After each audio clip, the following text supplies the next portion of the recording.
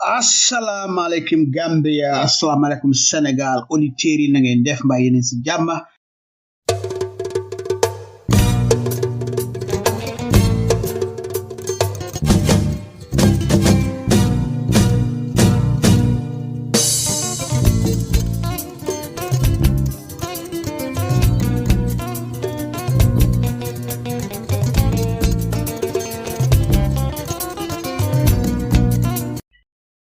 mbokki Gambia maa ngi leen nuyu nuyoob jàmm nuyoob yërmande nuyoob barke kilifa diina ak kilifa aada sunu soppe xarit am di jàmm ak Gambia diaspora mag ak ndaw góor ak jigéen ak fépp fu waay mën a ne Gambia si biir ak Gambia si biti ñu ngi leen nuyu yéen ñëppa te bàyyiwun kenn mbokk yi yéen a ngi déglu Freedom Radio ak seeni mbokka Salieu Njie bési tey bi daldi tolloog bésub alxemes juróom-ñeneenti fan si weerub mai atum 2024 comme niñ ko gën a xamee rek si kàllaama angale tey la Thursday the 9th of May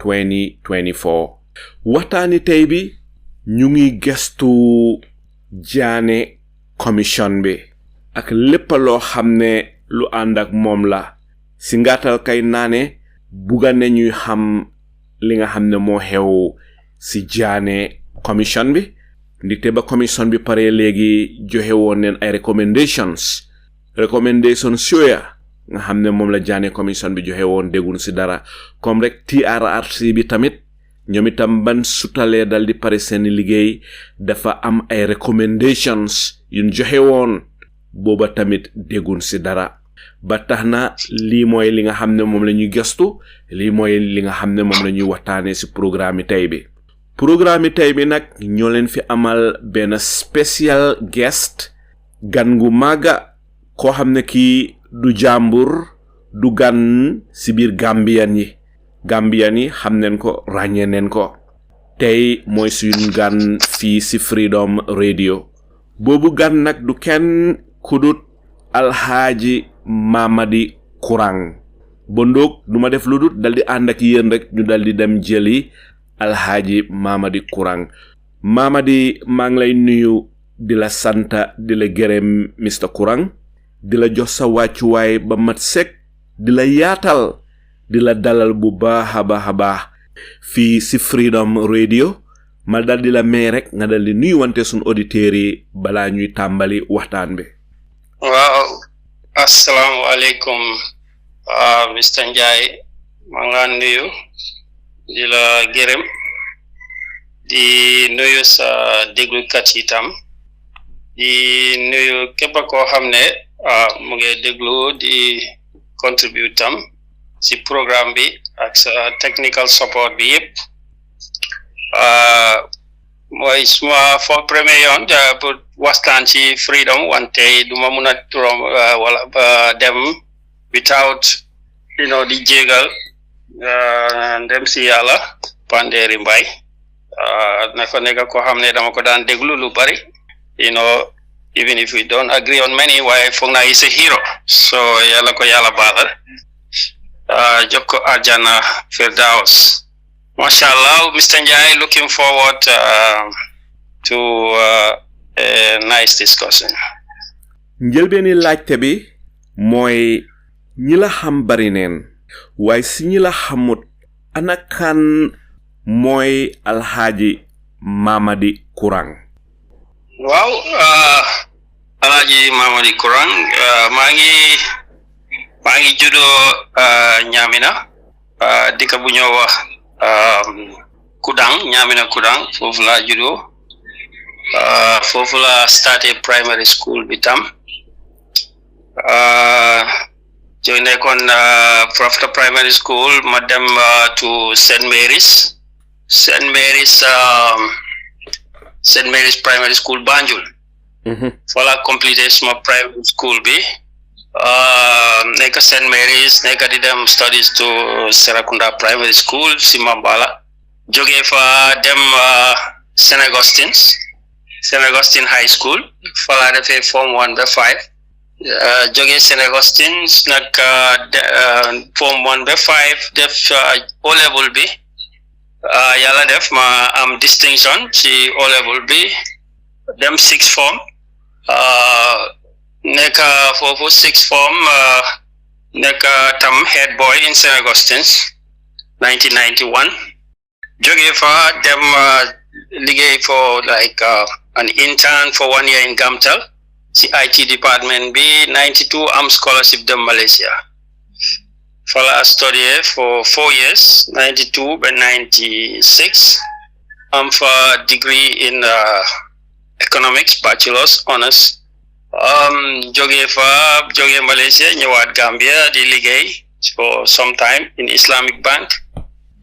Nekk foofu internal auditor. Joge fa ma start institution bu ñëw Jollof Tutors. Jolof Tutors, that was in 2001. Wow. They run Jollof Tutors, they train thousands of Gambians, like almost 10 to 20,000 young people in technology, IT, in business, in a professional accounting. Si digante bobu nak neka Jollof become teaching la dama dan def so many other jobs. I'm definitely consultancy with different government departments, parastatals, train people, set up accounting systems. But jeexal suma ACCA bi tam bu ma jógee Malaysia nekk chartered accountant. Waaw ma dem Liberia tam liggéey naa fa with the American government, nekk consultant for the American government, established full time teaching tutorials in Liberia, teach for si university bi tam. Consult now for the US government in Liberia. Come back mu tombe ak Ebola bi, while still running Jollof, of course, with other people, friends and colleagues, very hardworking people. Get invitation after the transition, Philama Feka, then invited to serve as the Janneh Commission secretary, sworn in June 2017, Nekafa for 1 year. As a secretary, obviously, 2021, NECA start the movement, youth movement, Youth for Change, NECA independent presidential aspirant for the 2021 election. When we went to the IEC, we didn't pass through the nomination because obviously court be rule na ne ñoom they have to refer back to the candidates su fekkee ne something is wrong with the papers within 1 week. Loolu defuñ ko woon waaye ñoom decide nañ ne when they decided they will disqualify some of us, decide def endorsement for PDOIS for the 2021 presidential elections. Joined PDOIS, NECA parliamentary candidate for Nyamina, lost to the NPP, we got 2,000 votes, but then they brought in the politics of bulldozers. Wow, NECA Fofunak, where we are here, a politician and a teacher. Thank you, Mr. Njie. Mamadi, that was a very good summary. Kontaan naa ne tamit laal nga Jollof Tutors, kontaan naa ne tamit laal nga Gambia Youth for Change movement. Nite loolu yëpp yu ma waroon a laajte la waaye kontaan naa ne laal nga ko. Ndeysaan Mamadi Gambia dëkk bu tuuti la man St. Augustine's la nekkoon. Man I believe ne gis naa la many times somewhere. Ndikte démba rek dama xool sa netaal 89 waaw ndite man time fa nekk Omar Mbaye xaw ma xam nga Omar Mbaye doomi Fafa Mbaye bokkoon nen Form 1 triangle man foofu laa nekkoon Form 2 triangle so time fa nekk ñoom Digol ñu ngi fa woon ñoom Digol Omar Mbaye ñoo nekkoon the same batch with Abdourahman de senior me with Sekou Jabi ñoom ñu ma senior for 1 year. Okay bon ñun ñoo la senior ndite man ma Abdourahman Touré bokkoon neen ak Omar Mbaye ñoo bokkoon ñun ñoo dugandoor Form 1 triangle then dem Form 2. wax nga dëgg so you senior me 1 year kon yéen 88 ngeen sit. Wow 88 Wow, ñun ñoo sit 89. Ñoo sit 89 gis nga. Wow. Digal. Kon yow moom ñoo defandoor for 4 years in Senegal. Wow, I believe ne daan naa la gis somewhere around the football pitch. Wala basket. I always go there and watch out. Nobody watch out. The fan I'm a sports fan. Wow, I believe that it xam nga ñun Sabally mooy woon sun bi ñëwee Sabally mooy woon sun PE teacher. Xam naa yow mooy woon sa PE teacher. Yaa ngi ko fàttale ko. Wow. I know maa ngi ko fàttale ko di. Waaw. Ba pare bi may fàttale ko form 1 kii ni Muhtar Diallo, Mr. Diallo mooy woon sun Islamic teacher. Moom mu ngi Sweden. Am naa moom a very good contact. Ba pare James Bahum tamit teach na ma literature in St. Augustine's, Mr. Bahum. Man Father Murphy mooy woon sun there was Father Murphy, there was Jibril Roberts. Yeah, ñooñu teach literature, and I don't know, another guy in Form 1. Yeah. They dañ daan am American Peace Corps. Yeah, then there were English teachers among them. Wa nga dégga ndite man iya bi ma ñëwee boobu Sam Ndiaye laa tombe fekk na gof dem na man iya bi ma ñëwee Sam Ndiaye laa tombe. Wow, yeah, wa nga dégga ñun Sam Ndiaye lañ. Wow. So gis nga maayo ñu ngi nekkoon almost the same batch, although ñoo la senior woon just by one class. Wa nga dégga. Waaw.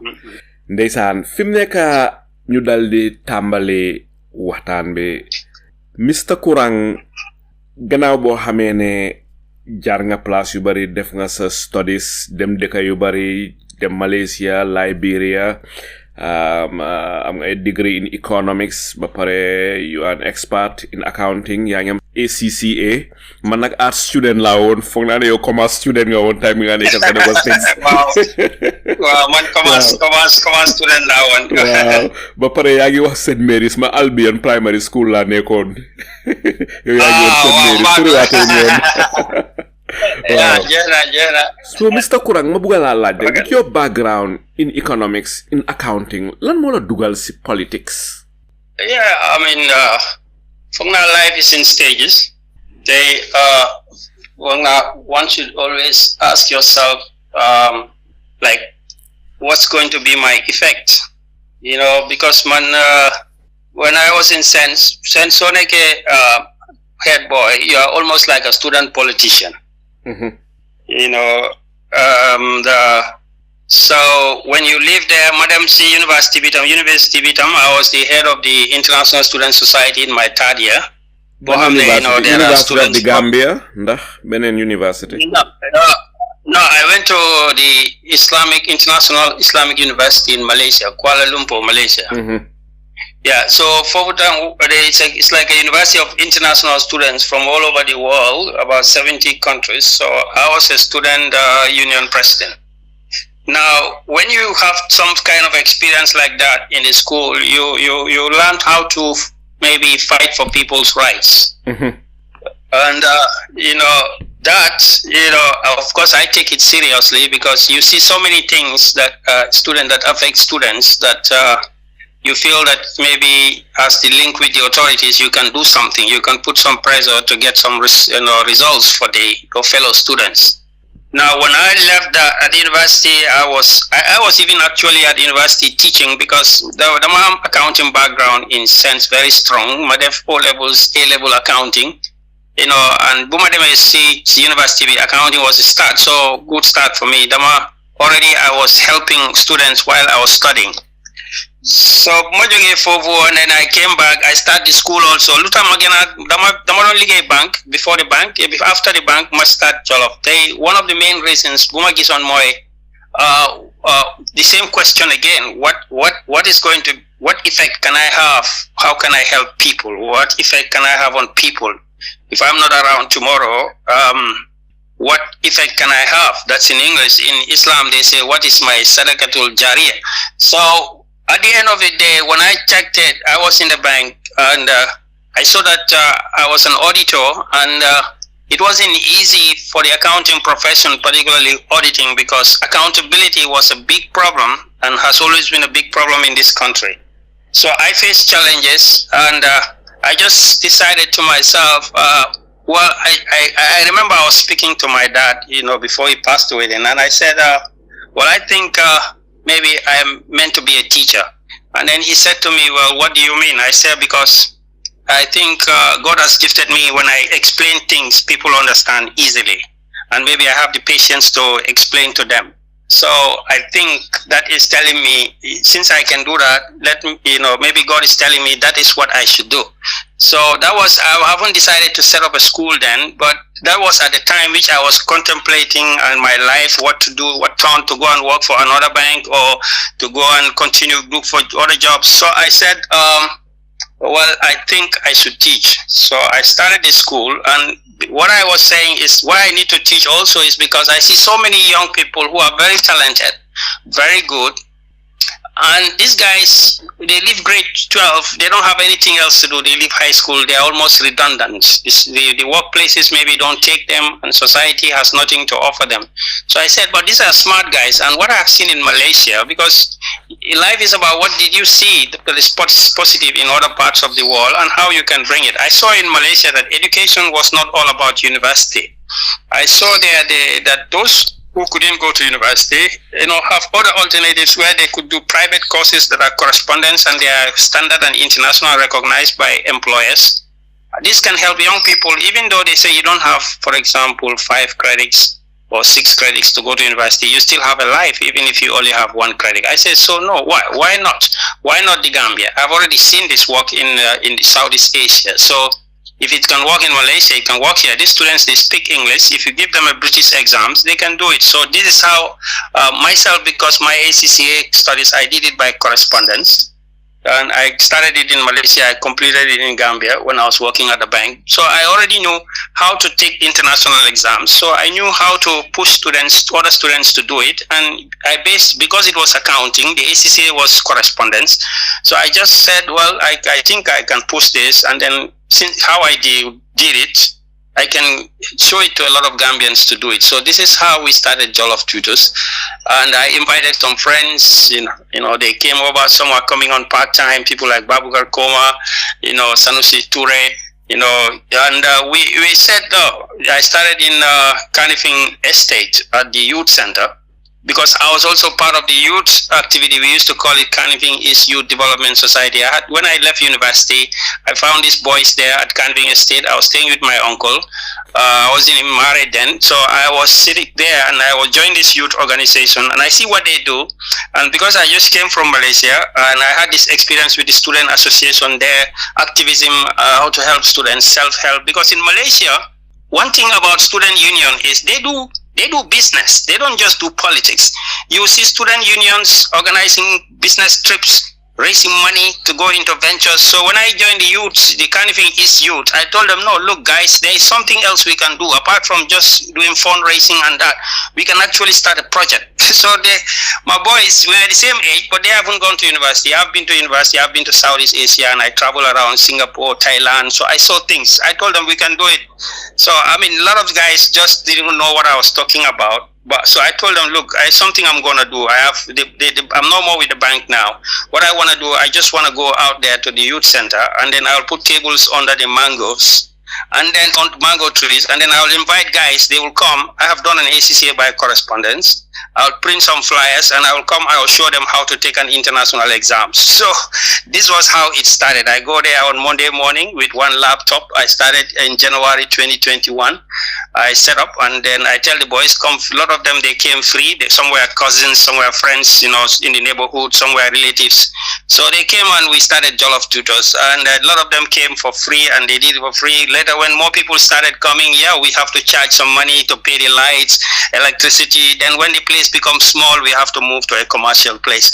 This is how Jollof started. So what was it about? It wasn't about a business. It was about, I feel that we have to give people a chance. I've seen what is happening in Asia. The Gambia get independence in 1965. Singapore get independence in 1965. Malaysia maybe the same time or a year before, 2 before. And these people are at a developed country stage.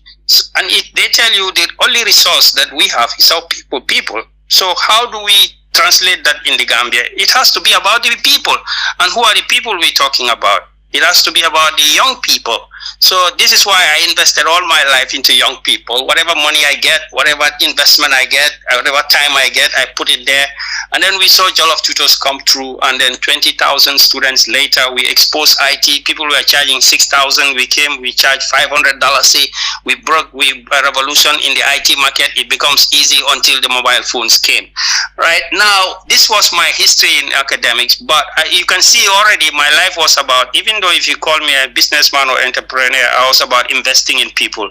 So, but after 20 years, after 10 years, I decided to go to Liberia and Sierra Leone. But after 20 years, I have to ask myself, you need to ask yourself, at least if not every year, every 5 years or every 10 years, what next? So I said to myself, just like how I said to myself, go to Liberia, go to Sierra Leone and teach there and meet people and meet different governments. I said to myself, to have impact is not about the classroom. I think it has to be there's something bigger. Politics affects our people more than teachers affect them. So if I've been with the people for 20 years, teaching and teaching and teaching, and if I teach and they can't find jobs, that a teacher cannot do anything about. Maybe a politician can do something about that. This was my thought process when I decided to join politics. Brilliant. So, Mr. Mamadi, what happened to Jollof Tutors? Are you still the CEO? Are you still working with Jollof Tutors? And by the way, how did you come up with the name Jollof Tutors? Why not Manding Tutors? Were you trying to marginalize the Mandinkas or what? Interesting. Well, Jollof is still on. We're still on. I went to have a class today. Although when we set up in 2001, for almost 10 years, we went into everything. We set up as an accounting teacher in Kanifing, teaching only financial accounting and cost accounting for ACCA students. That was in 2001.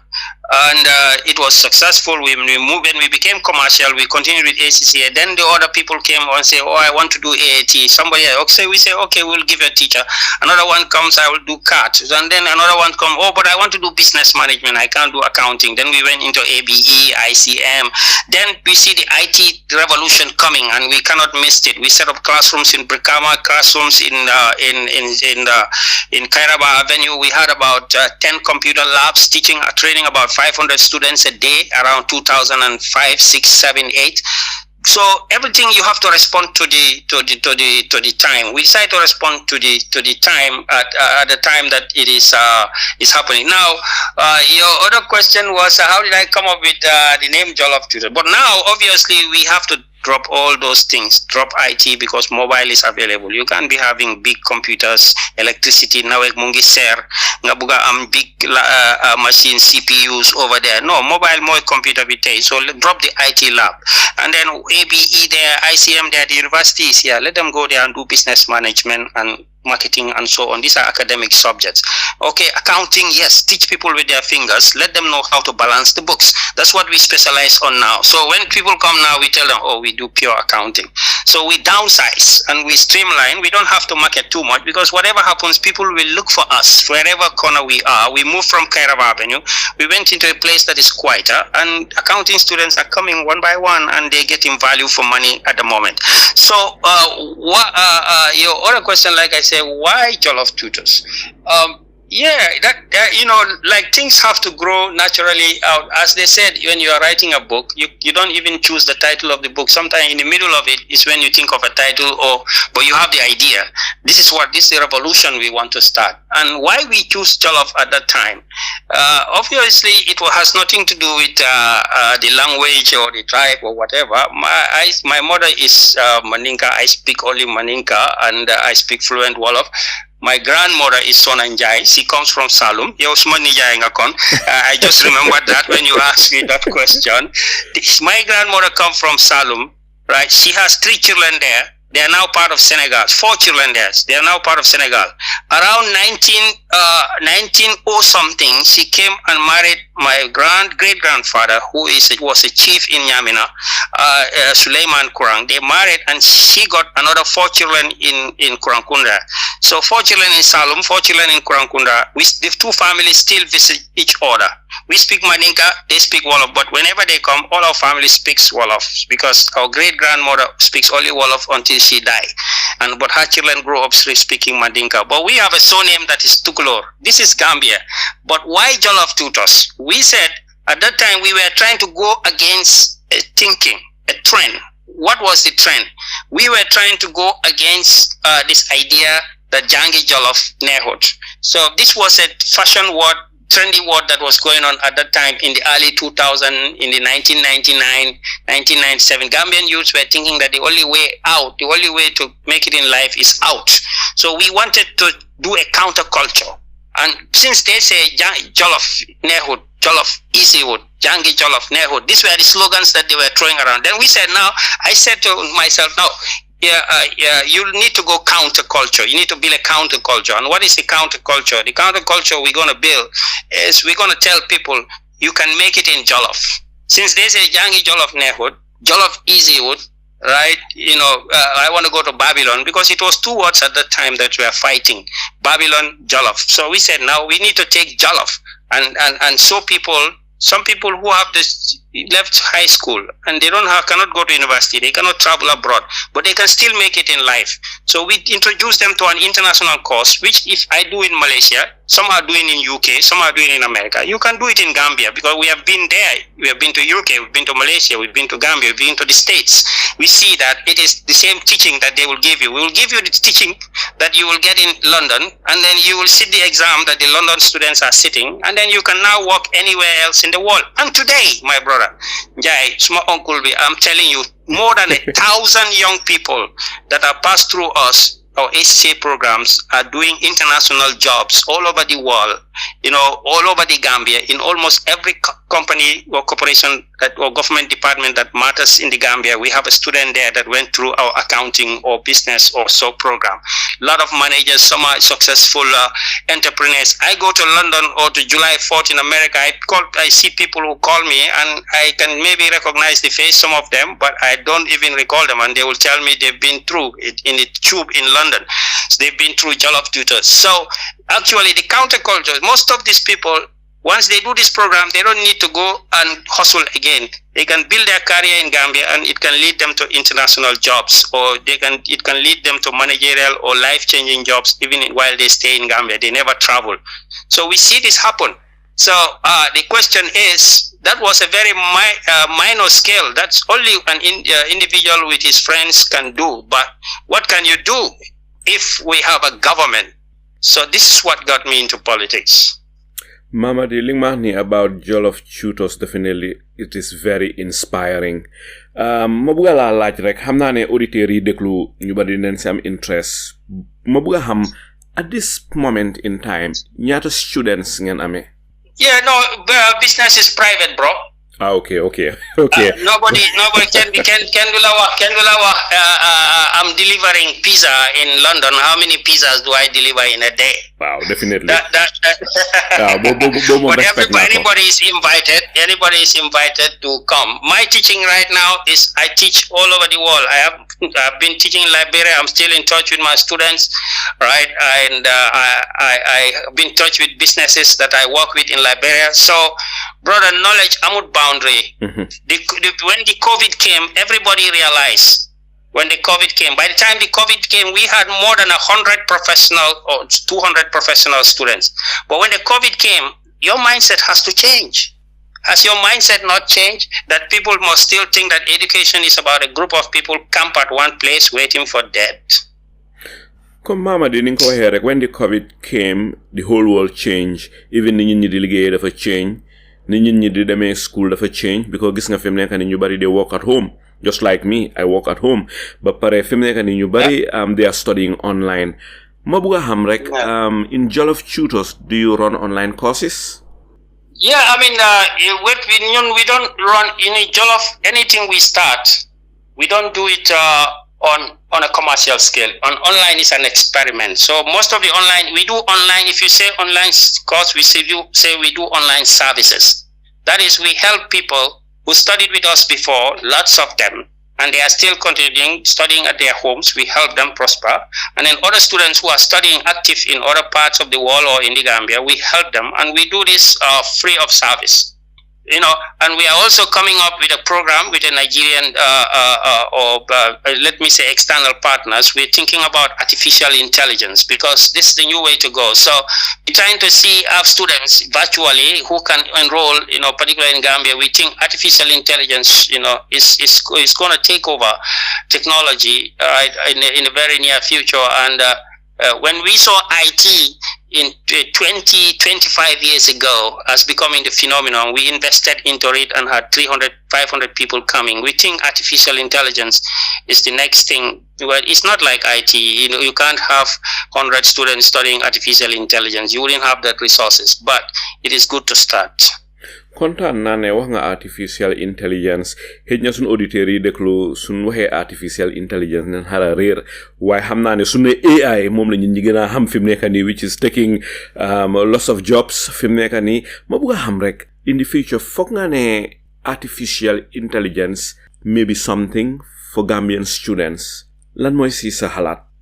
Everybody would need it because dafa mel ni so ma like the one like 25 years ago, the mobile didn't play a part in the life of students.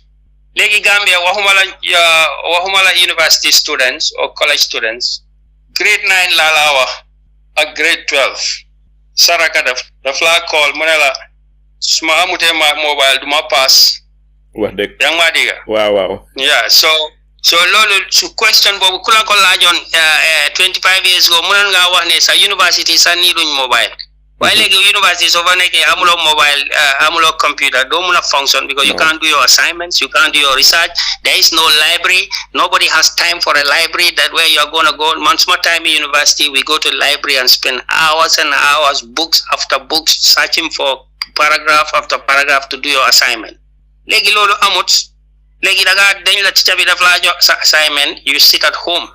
Even high school students, you sit at home, def sa research, put 1 and 2 together, live in code, dajale ko, put it, cut it, and then or type in some text page, right? After text page being a transfer ko somewhere, and then Microsoft Word also, go and print it, right? And then present it to your lecturer. Assignment. That's what they do now. Everything is done on the phone, straight to the printer. I'm not new wax ne sax because of the advanced development in computing. Sun compare ya man ma yow time ñoo nekk Sénégal since high school nga xam ne there was no access time bu sa computers amutoon da nga dem si library jël sa book si diga reader bay miir léeg-léeg nga dem kër di ri sa lay dem of nga taal sondel ba sondel yi jeex nga dem si lampi mbedda yi di study yooyu yëpp jaar neen se waaye soo seetloo fi mu nekk jamono ni moo demee with advanced computing nga xam ne loo bugg a xam rek mu ngi si internet bi ba pare léegi mu nga am yenn apps yoo xam ne wala mu nga am yenn technologies yoo xam ne xam nga just copy and paste there dafa mel ni loo bugg a xam rek you can know it is there in the internet su fekkee ne students si léegi loo bugg a xam rek mu ngi si internet bi copy and paste is the order of the day assignment su bari of course am na yenn technology yoo xam ne dinañ mën a check ndax yow li da nga ko plagiarized yooyu yëpp nañ ko dee mën a check yéen mi nga xam ne yéen a ngi teach ndax di ngeen dee mën a xam ndax lii lu plagiarized la ndax kii dafa copy paste here just forward ñu assignment am bi ndax am ngeen technology yu mun a monitor loolu pour xam ndax kii jàngana question bi ngeen ko laaj ndax dafa dem somewhere copy and paste naa ngeen dee def pour mun a xam loolu. Xam naa ne there is this softwares they call anti-plagiarism software. Boo xam ne mostly waaye loolu yëfi universities la because ñun professional courses dañoo teach rek fu la ne nga dem jël exam. Right. While at the university you have to present project papers. So some of the universities introduce how much in all universities, particularly in Gambia. Why, I see it that other universities abroad then they anti-plagiarism software. Bo hamne sa assignment bi bolen ko joxe dañ la day wax ne submit a soft copy. Soft copy bi boko submit.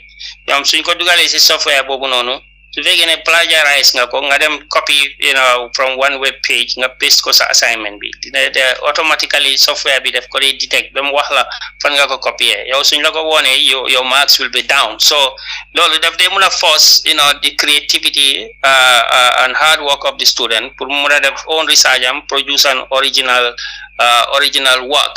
waaye xam nga internet moom ci boppam it's just like comme paaka la rek it's a tool, right? You can use it to cook, cut your things and vegetables to make cook a good dish, and you can use it to hurt yourself or hurt somebody.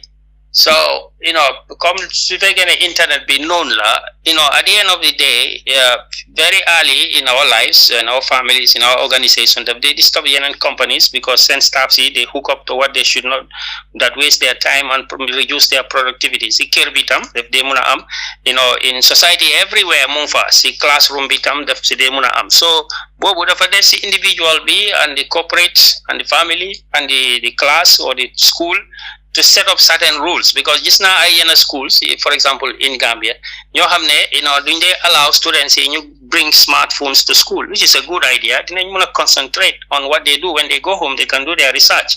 So double-edged sword, you can use it the farm efficiency over a library, because balanga doh Gambia nyata public library moham man Gambia high school laham naka Gambia National Library fofula nyep dan dem. Right. Balanga dos didn't build National Library that's 30 minutes. In 30 minutes you can visit and get the same research. For so for them books, they cannot have all the books on the library that they have on the internet. So in that case it's efficient. You can get a lot of knowledge fast.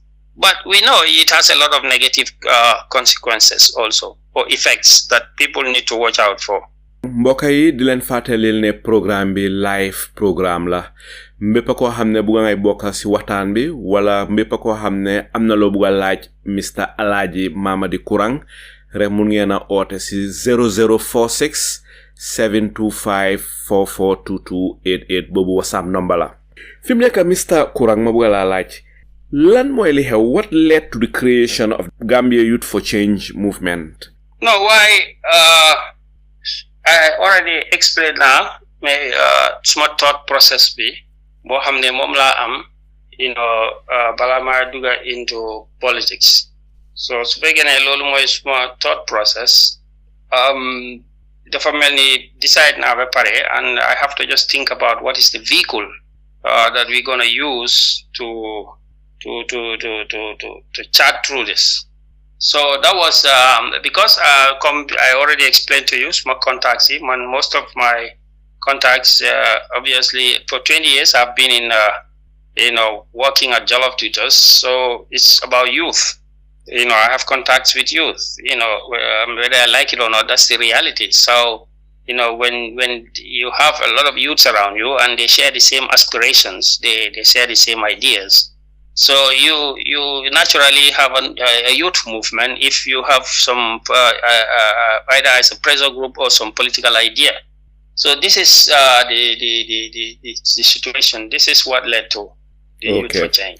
Hina du ñaka dina am kuy deklu ku ne maybe Mr Kurang bim demee start Jolof Tutors mu ngi am contact ak xale yu bare xam ni ñoo xalaate xam leen buga yaa ngi interact ñoom ba pare plus Gambia Youth for Change movement bi tamit yaa ngi interact ak youth si xale yi di xam seen thought process ni ñoo xalaate seeni buga so is it correct su fekkee ne am na kuy déglu ku ne xëj na lii yëpp mooy li pave the way li mooy li xàlla yoon bi pour nga dugga si politics su fekkee ne am na kenn kuy xalaatee nii lan mooy sa gis-gis lan mooy sa tontu si kooka?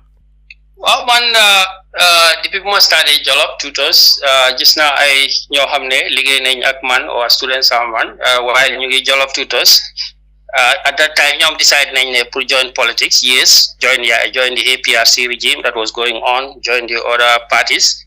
And I see what happened. I didn't actively join, but because at that moment, my inspiration more what I had when I left the bank. I need to make a change in the lives of the people because I know when you are financially literate and you have good principles, you believe, you have a conviction, any organization which you are in, you can make a difference, no matter what your level is. So that was my dream at that time, to make a difference. Stay for Lolo. Whatever you do, the Tubab's excerpts, whatever you do for 10 years, well, you're likely an expert in that. And guy named Buyaga Digala. So it's not 10 years. It's 20 years with no politics, just social change. You know, so, you know, to join the politics, everybody who is a politician, you must have a pre-past life. You must have something you have done before that is not politics. Because Ken Judo would act politics. It is only at some point in your life that you join politics. So if you say that, then you will accuse everybody. Kunekane ko hejna lawyer la, danga dinga wax ne politics bi mota mu dem jangi loi di neka lawyer. O kuneka ko xamne real estate developer nga ne wow dafa dom def business pour mu jam ñew join politics. I don't think we should judge people like that. We should be positive. It's more about, okay, like the Americans make it very simple for you. Luta guy duñ mëna follow lolu. They tell you, anybody who joined politics in America, whether you're contest for mayor, you're contesting for councilor, or you're contesting for president, you know that. What have you done? What have you achieved? That's all what the American political debate is about. Are you experienced? Do you have the experience? You know, they even ask you more than that, than do you have the qualification? Because qualification is nothing. But what did you do? More proof your experience. So in Gambia, well, I think they want people with no background, join politics with no background. But what a man does, it should be a question for every Gambian politician. The citizenship, if they want to get a country like America, they must rise up and start relevant questions. More, what have you done before you join politics?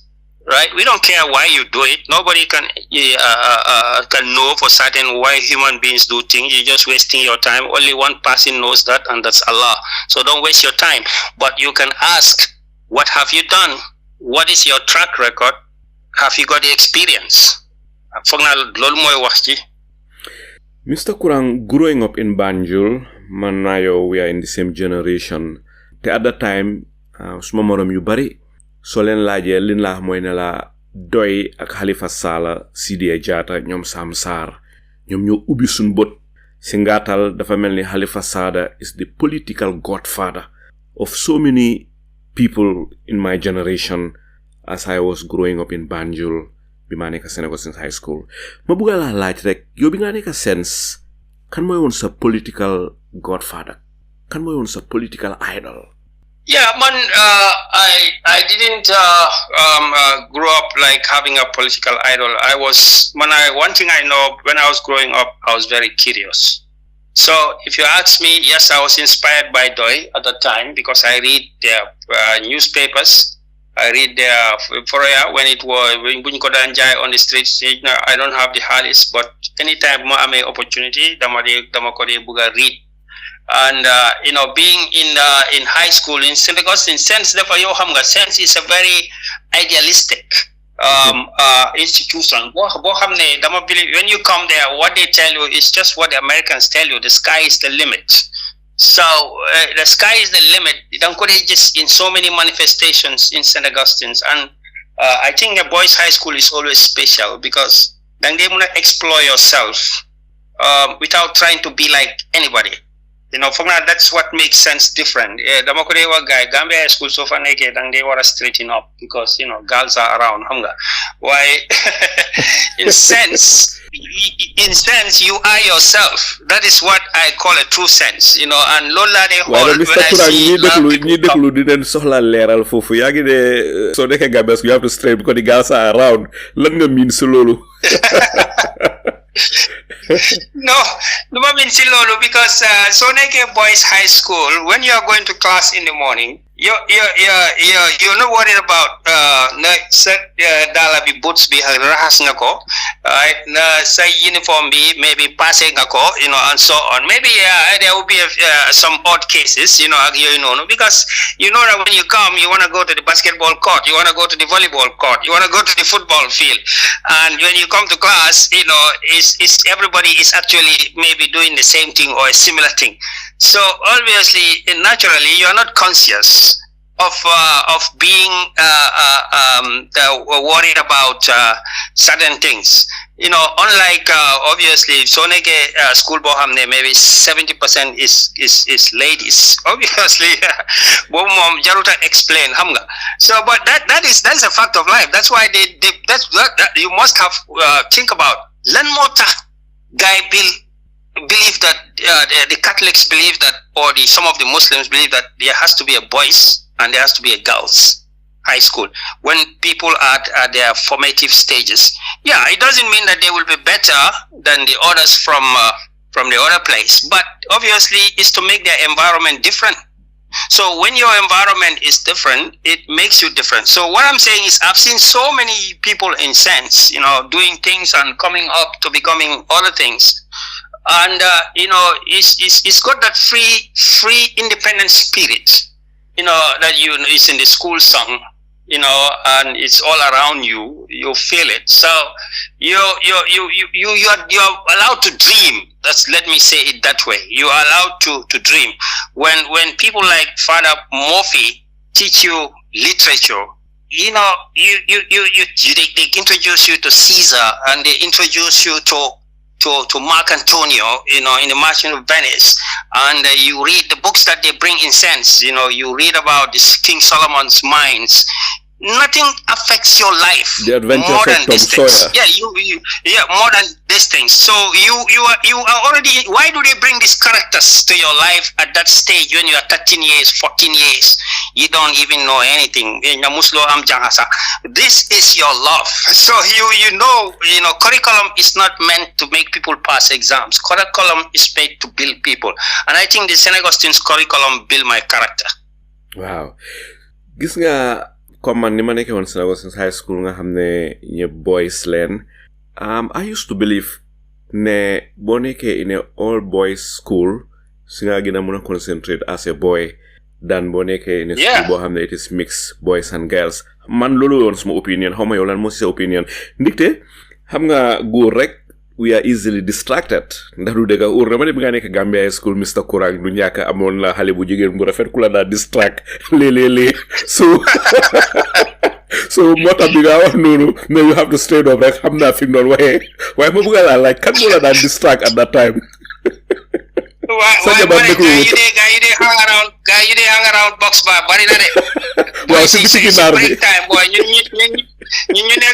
nekk prefect di fight ak guy boy bu nga close tej bunta bi boy guy ne no doo leen ñëw break time jeena boy si ngi outside boy di hang out boy. Ndeysaan back in the days it was interesting. Yeah. Kan mooy suma crush. Wow, kan la woon because sa jabar déglu wut sun programme bi so you can go ahead. Kan moo la daan faaru? No, it doesn't matter bu déglu, maybe she knows.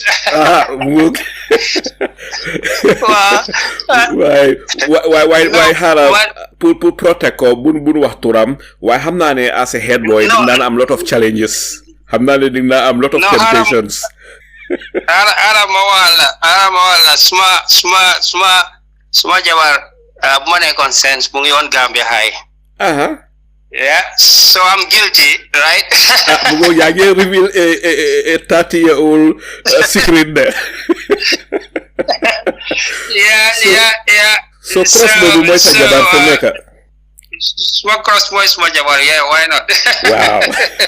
Well, Mr. Kurang, na nga fallen ta say mom. Oh, really? Oh, interesting. Maybe that's a long story. We are like cousins. Why mom tam digar na tudde mom toput ken dem ni chifet head boy bi nga xamne every student is looking up to him. Mom koku la dem target. Charity begins at home. Yes, definitely. Mom day jël la lu mom la jël de wax dëgg. Nathan, it's nice to hear that Mr. Kurang bapare is so nice of you to share these thoughts. Ndikte di waxtana yow si programme bi ni raise these issues. It really makes me humble. Bapare dina inspire tamit sun deklukat yi ñu gisee la nit ko humble. Ndikte at the end of the day ñun ñëpp Gambian leen ku nekk am na sa jaar-jaar ñun dun malaaka ñun ñëpp ay nit leen so sharing that thing xam naa ne gars yi Gambia high school yi ak boy si sensi ak ñi nga xam ne xamoon nañ la tay mi nga nekk head boy ñu ngi déglu xam naa ñoom ñëpp ñu ngi rey at this moment no naka xam naa ne bu ma laalee Gambia high school dinañ foog ne it's just something why no I love them I love Gambia high school rivals da ngay mun a love sa rivals waaye nag ñoo leen daan mun de su ñëwee waan si basketball ak football waaw fu ne si tapaleen all out waaw moo tax ñu dee waa we naka at books or play we win our way ñoo xam nañ ne su exam ñëwee ñu door leen su naka su football ñëwee ñu door leen basketball bi ñëwee ñu door leen moo tax gars yi duñ dee ñemee ñëw sense nag ñun ñoo dee dem foofu noonu xam nga waaw definitely su ñëwaan si sports daal sense was the best definitely school yu bari dañ leen daan tàppa time boobu definitely Mr Kurang fi nekk ñu dal di ñëw si beneen question bi bala maa ñëw si Janneh Commission bi ma bugg a laajte rek ndikte am na loo xam ne Gambian yi gisoon neen ko ñu bari ñu ngi si doon wax lu nekk ndikte am na ñoo xam ne da nekkoon si TRR3 bi become very very popular ñun ñi xam leen waaye after ñu realize ne den am presidential ambition den bugg a ñëw into politics so ñu bari gisee ko ne ñii dafa mel ni den compromise seen boppa bon ñii den fa nekkoon pour jaay seen boppa bu demee ba nga xam ne fil ne ñun ñi xam ne leen rek ñu bëgg a ñëw into politics so bala maa ñëw si Janneh Commission bi ndax mus nga am nit ku la laaj loolu ne la waaye yéen a ngi nekkoon si Janneh Commission bi ñëpp xam leen ngeen jógee fare bëgg a capitalize si loolu bëgg a ñëw into politics ñi xalaatee nii yow lan mooy sa tontu lan nga am pour tontu leen waaw kon man lu ma ko waxee man suma social activism bi suma interest in activism dafa predate the Janneh Commission to have an interest in my society and interest in my people and do something that affects the life of people boobu dafa yàgga before the Janneh Commission kenn man musuma xam ne Janneh Commission dafa ñëw te Janneh Commission bi nekkut ne man maa fa teg suma boppatam but the fact is that for 20 years I'm on the ground dew ma fen maa ngi Gambia tey kan mooy nekk in Gambia fii nga wax ne you are not affected by what was happening under the Yaya Jammeh rule and you don't wish for anything to be done about it and you don't have a vision of where you want this country to go. I think even if you are not living in Gambia, you are affected. Abroad, you're getting angry, you're getting pissed off. What about those of us who have throughout the regime we are here, hustling and going through tough times? Lots of things happen to you, whether they tell you or not, things happen. So, you will definitely be affected. And if you are affected, you should have an opinion and you should wish for something. So that was before the Janneh Commission. The Janneh Commission is an accidental thing. Even, removing Yaya Jammeh, it was not even imagined, not to talk about investigating him, so my activism was well before that. It was 20 years or 15 years before that. Now, with regard to after that, yes, we did a commission. When I did the Janneh Commission, when I left 1 year, I didn't say anything about the commission. I didn't, give interviews to journalists. A lot of them called me, asked me, because it wasn't about politicizing thing. What happened there already happened. And I left, and I feel that professionally, I have responsibility to make sure that let me give them time, let them do their job. They are professionals. I was working there. I'm not there anymore. If I was there, I would prefer everybody leave us to do our job. So I left them. They did their job, and they finished their job. So when they finish their job, obviously, every citizen has a right. And why, if every citizen has it, why should I be quiet? And if I feel that things that are happening in the country, we all fought for this democracy. It's not anybody's personal dividend. Bo xamne dang ko wara keep, ken du ci am lum ci wax. No, we call it the national dividend. So everybody has a share and everybody needs to know. So if I feel that at that position I have what it takes to take the country to another level, in addition to what I was doing already, and politics can have a bigger effect than 20 years as a teacher, I don't think anybody should write. Like I said, politics am na fum nekon. So if you want to say fum nekon di mota mu neka fofu mu duga politics, well, yange yobu judgment be too far, and you may make mistakes. I love my country. If you stay here for 20 years on the Yaya Jammeh hustling, trying to help other people, you must have loved the country. I have a lot of opportunities to leave completely and not to come back, to go and do other things, because I have the papers to do it and I have the contacts to do it. But yes, God said you'll be here and you will leave it, and you leave it. But after it's gone, we all fight for it to go. Yeah, we all fight for it to go. So if it's gone, we all own a stake in it, and nobody has a right to question anybody. Why do you want to participate as a politician? So who should we leave to participate as a politician? Those who have never done anything in their life. Let them come and do the politics, then we have nothing to tell them. No, I think that will be crap logic. What is your response to people who may say, well, this Alhaj Mamadi Kurang is unknown to us. During the days of Jammeh, he just appears in politics after Jammeh, or when Jammeh was about to leave. Mabwala laaj rek ñi nga xamne xamun la won hinya du ñaka nam ñoo xamne na laaj ne waaw bi yaay Jammeh di ray ñen ñi bi yaay Jammeh di kasso ñen ñi bi Gambia nekké ci guddigi bo setu ton guddigu lëndëmal lëndëm te xoot nga xamne ku wax de ku yëngu dul. Where was men like Mamadi Kurang? Su fekkee ne fam ku la laaj li yow lan mooy sa tontu? Tontu bi is easy. Number one, everybody was going to Jammeh because they were dangling carrots. Understand? They do everything to force people to join him, and a lot of people join because it was the easy option. You are in government, you hold position, particularly if you have qualification like some of us. I'm chartered, I'm an economist. I could join, but why didn't I join? Malaj len ñom tam lolu, let us join more, because how he's going to be here for 30, 40, 50 years. But I didn't join, so I have faith in what I was doing, even though I was struggling. They took me to the tax commission just for school, running a school, because they want to trap all the accountants and the lawyers. And I protested to the judge in the tax commission that what the law she was quoting about sales tax for schools was wrong. I was proven right. I was detained over a weekend for arguing with the judge. So I challenged the system when it has to. And who was the judge? You understand? The judge was Mama Singate. And she this was detained me around for 3 days. Which year was this? This was around 2008. Yes. I got detained at NIA. During the tax commission, I was maybe one of only few people who was detained, if I didn't know anybody else. But because I responded to the judge that what she was quoting for the law was wrong, so I will fight my right. I don't join Yaya Jammeh, and I am around and public. They send me several invitations in Jollof to take students for beauty contests. Jollof never contested. I never sent one single participant to go and contest in the beauty contest. Why? They invited all the schools to go and farm in Kanilai. Jollof never participated. Why? Are we enablers? Do we look like enablers? Man, they should go to so many people before they come to us. We did not aid and abet. You understand? I didn't aid and abet, and I was around, and things were difficult for me.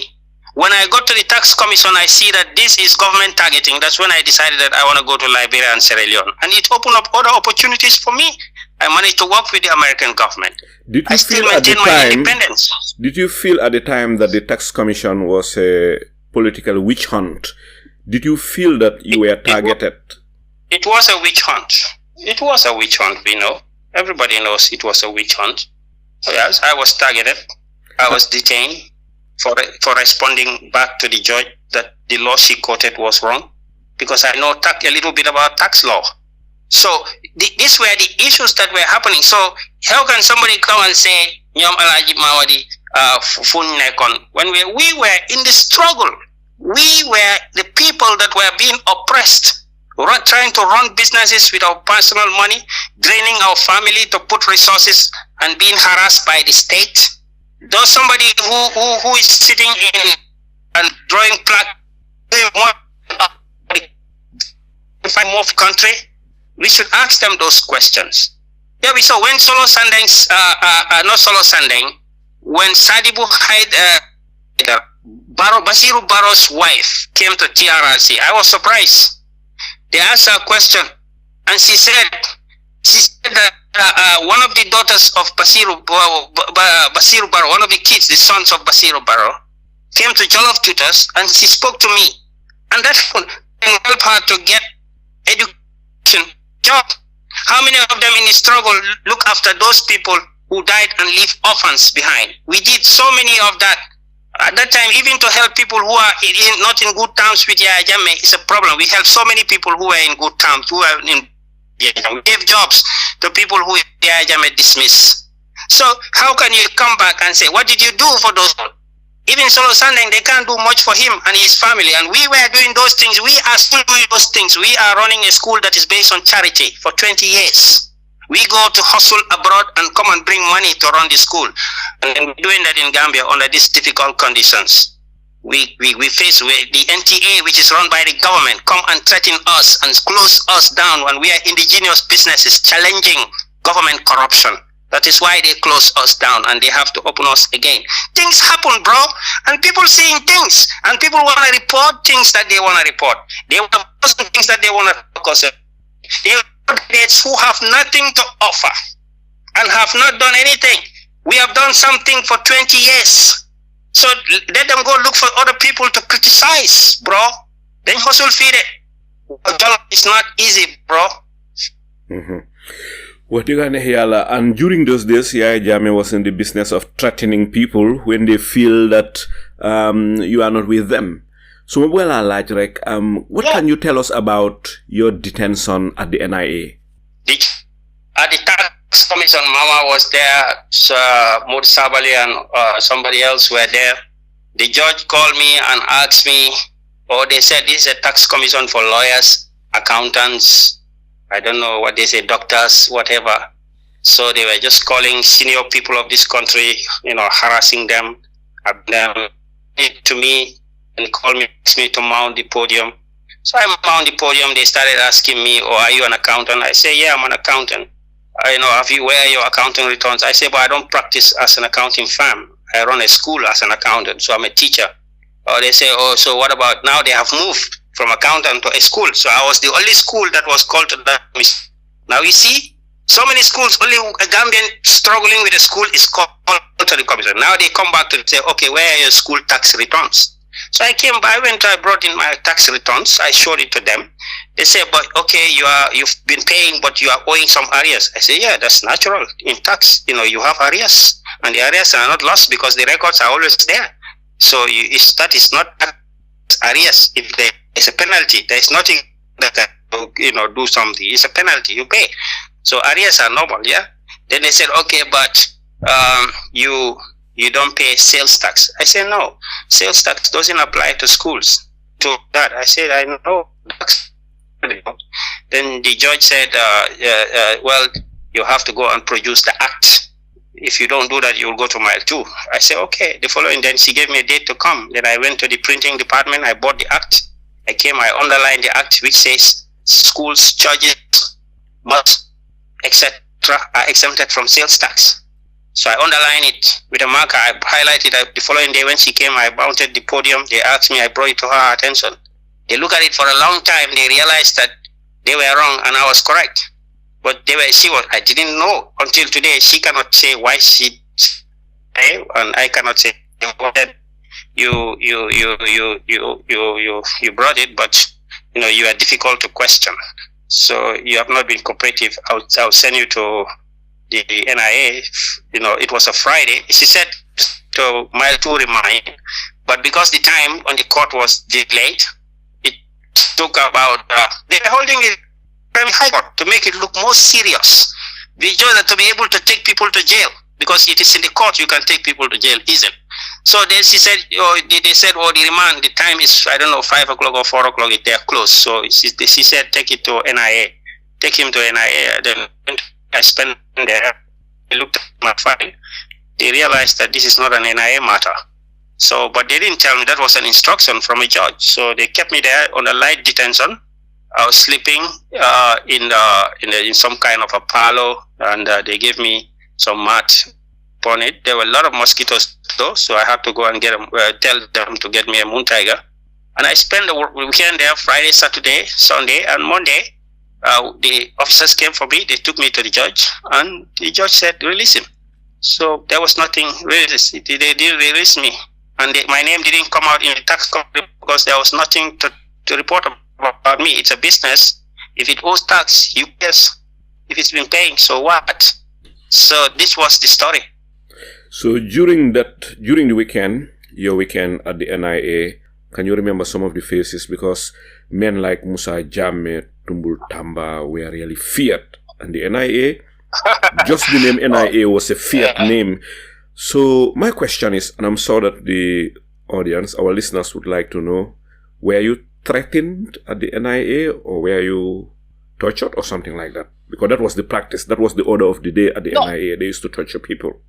Yeah, I think the NIA are very smart. The moment you get there, they know why you are there. So whether you are there for demonstration, they know. If you are there for some other political issue, they know. So if you are there for an economic crime, they know. If you are there for the problem with the contempt of court, I think mine was, they created contempt of court, because I think that's the only thing I could say. Court asks you something, you don't do it.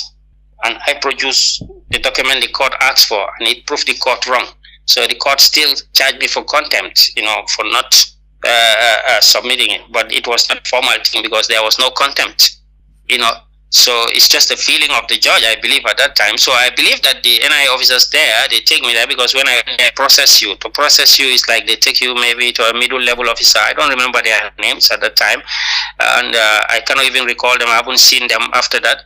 So a senior officer process you and then maybe take some details, etc. Then pass you over to the junior officers. And then I think that's why I said they gave me, it was a light detention because like a parlor, it's only chairs there. So there was no mistreatment. The guards who were there were fully understand why I was there, and they felt. I even remember a conversation with a junior officer telling me, this is, you shouldn't be here. So, and they were kind towards me. They gave me food. I ate, and they bought me the moon tiger, for the weekend. So, yeah, and they allow my wife to visit me, and she talked to me for a while with my mom. That was the thing. Okay, so finally, case Gogo Nakala Muje, it get thrown out of court, or what happened? No, I told you in the morning I went back to the tax judge, and so I was in charge with anything. You understand? I was released. I was in charge with anything, and that's why I said my name didn't even come in the tax commission because there was nothing to write about me in the report. So in a way, when they called me on the podium and asked me questions, what I told them was actually the facts and to report to a tax commission. Okay. Fim nekk Mamadi mbokk yi di leen fàttali ne sun gan gi tey mooy Alhaji Mamadi Kurang. Moom mooy sun gan tey ba tax na mbépp ko xam ne bëgg ngay bokk si waxtaan bi rek mun ngay oote si 0046 725 442288. Mamadi fi mu nekk ñu dal di ñëw si ndey mbila mi ñu dal di ñëw si beneen laajte bi. Mr Kurang ma bëgg laa laaj rek lan mooy li xew naa nga def ba tàmbali di liggéey si Janneh Commission bi lan moo la indi si Janneh Commission bi. Waaw ñu ngi si chati interview bi ñu ngi si diggi interview bi parce que jël nga 1 hour ba pare. ñu ngi si digga bi because yéen politiciens yi du ñëw rek interview leen bàyyi leen ngeen dem like that because of su ma ko defee ñun ñi di leen call di laajte ne waaw kanay background nan kanay Mamadi Kurang lan mooy jaar-jaaram because démb rek maa ngi doon interview Mr Lamin Mane of the UDP so actually mu soo naa def interview ak moom waaye démb tamay doon def interview ak moom mu am ku call di laajte ne dafa bëgg a xam jaar-jaari Mr Lamin Mane so everything started all over again so moo tax yéen politiciens yi kuy waxtaane yéen rek na njëkk a laajte seeni jaar-jaar pour déglukat yi because su ma bàyyee loolu ñëw si diggi interview bi rek ñun ñi dañoo call delloowaat ma right from the beginning so pour avoid loolu moo tax ma njëkkee fi ma njëkkee ba pare loolu daf day jël a lot of time so fi mu nekk ñu ngi si diggi interview bi nag ma bëgg laa laaj rek lan moo la indi si Janneh Commission bi ak ndax nga tàmbalee di fa liggéey. Lam waaw mu ngi wax moom mooy kan waaw. kon ma ñëw si question si ma ko amare du ko nuyu rek di rafetlu teewaayam waaye tamit di wax ne rek am nañ just few questions si nga xam ne nii rek amal nañ ko benn li ñëw fii suñ first question rek Mr Kurang moom mooy affaire yi dañoo ñëw si affaire yi Janneh Commission bi Janneh Commission bi dañ la si daaxa ne yow yaa resign nal sa boppa benn before that question, the first question was the setup of the Janneh Commission. Setup was it legitimate to your own personal, to your own personal view? Was it legitimate? Number one, and then the second question, were you dismissed? Resign the second question, and the third question will come to the recommendation of the Janneh Commission. Lan mooy si sa xalaat lan mooy si sa gis-gis ban jàngat nga si mun a def lii rek laa la fi amaloon waaye once again rek di kontaan tamit di wax ne rek political field bi opportunities are there for you you are somebody boo xam ne ni many Gambians look up to kon di la wax ne rek questions yi moom nañ ñëw because Gambians si we have all kinds of people li la Mr Njie di laajte yëpp they are all legitimate questions waaye foog nañ ne joxe nga si answer yoo xam ne ni dëgga loolu war naa woon Gambians si ne yow you are a victim of the system which system moom mooy the system that was in place and you were against the system and you were contributing immensely towards the national development of this country, especially in the area of education. Dila santa ci lolu dila wax ne rek political field bi we are very happy to hear that you am nga interest because yow nit nga ko xamne ni Gambians look up to you. Why bala ma dem rek bala ma amat any other questions rek ñetta yi ma la fi amara mom moy the setup and then yow sa bopa dañ la daha yow yaa resignal sa bopp and our final question to you moom mooy ne the recommendation of the Janneh Commissions ban jàngat nga ñu ci mën a defal di la sant di la gërëm sa teewaay fii si Freedom Radio asalaamaaleykum. jërëjëf Lamine soo fi nekk ñu may ko mu daal di respond ok mu ngoog Mr Kurang ñu ngi tàmbali woon di dugga si Janneh Commission bi so question si ni ñëw xam naa ne am na yu Lamine laajte exegun si pour nga tontu lolu so feel like pour tontu some of them you can go ahead or else during the course of the interview xamna ne di nga answer questions yi nga xamne mom la Lamine di like so go ahead you can do whatever is easier for you. Well yes Mari fogna mom dal suma ko tonto ansana 50% of Janneh Commission bi pare so because lum laajte is almost halfway about everything. Like man, whether I was dismissed or I was resigned by myself. And yes, the Attorney General invited the officer. The former Wahne is asking for requesting for me to resign. So man, lumako my time that you are the feels that my position is not tenable. So if you feel that, you do what you have to do. Can we the Attorney General at that time? Yeah, that was Tambedu. Batambedu. Man, that was the response. This was the conversation. So a day later or 2 days later, I received a letter that it's instructed from it was signed by. The letter was that the president has that my services are not needed anymore. It was the end of my time with the commission. The more setup whether it's legitimate whether the commission is legitimate. Well, the commission is set up by an act. So Commission Act then they was here since 1901. Gambia's Commission Act. Institute in 1901. So 1901, to my memory, that was that were invoked, that the president has the power and to a commission of any type. So the president has the power to appoint the commissioners. And commissioners, yes, I'm not provision. The commissioners have to be approved by the parliament. They went through a parliamentary process. There was an act that the government prepared, to institute the commission. The act went to parliament, so it became an act of parliament. So it went through the legal process according to the law, and the act also says specifically that the president has to appoint a secretary to the commission. So that's the president appointment, and the president has to act. Not the president, but the attorney general has to appoint counsel for the commission, which the attorney general also did. So as far as I'm concerned, all the legal processes that were needed to set up the commission were in place in 2017 to have the Janneh Commission. So the other one was his third question was about the recommendations. I think that's a much wider question. So we can actually talk about the specifics if he has some specific recommendation, because there was a white paper after the Janneh Commission, and we all saw the white paper, because a commission is not a court. So the Faneka, they call it a quasi-judicial. That's how I hear Surahata Janneh used to describe it to me, that a commission is a quasi-judicial process. It's not a full judicial process, because it has got into it in transparency, open court. You can go to a court and the court said no camera, no phone, no nothing.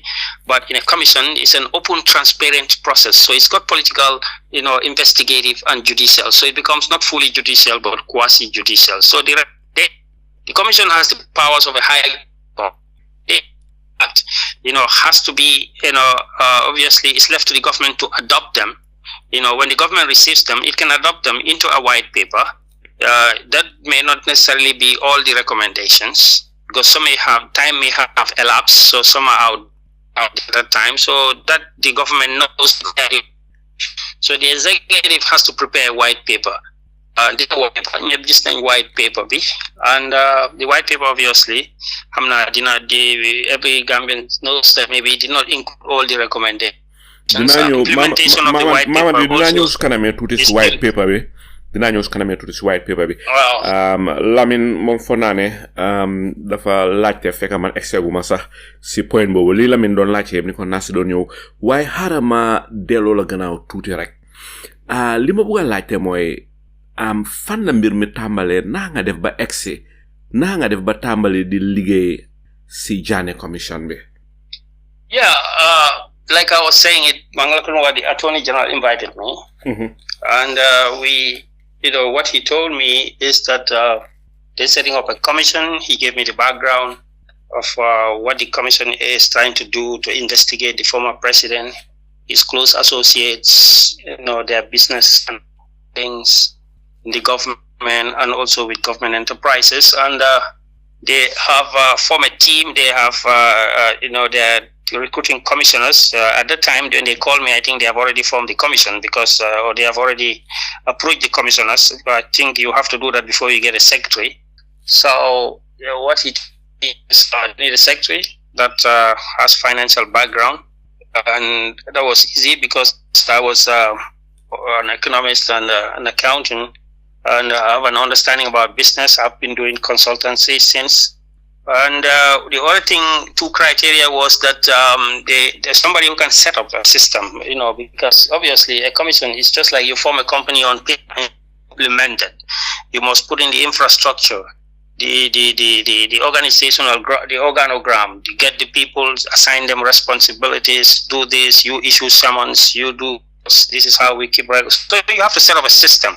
And I'm a systems accountant for that matter, meaning I specialize on what businesses should do and how what is wrong, how they can improve their systems. So the other thing which was very significant was they needed candidate for the secretary, somebody who, apart from all these orders, understand finance, can set up a business, but must have lived in the Gambia during the time of Janneh without necessarily personally being working for Janneh or having some personal issues with Janneh.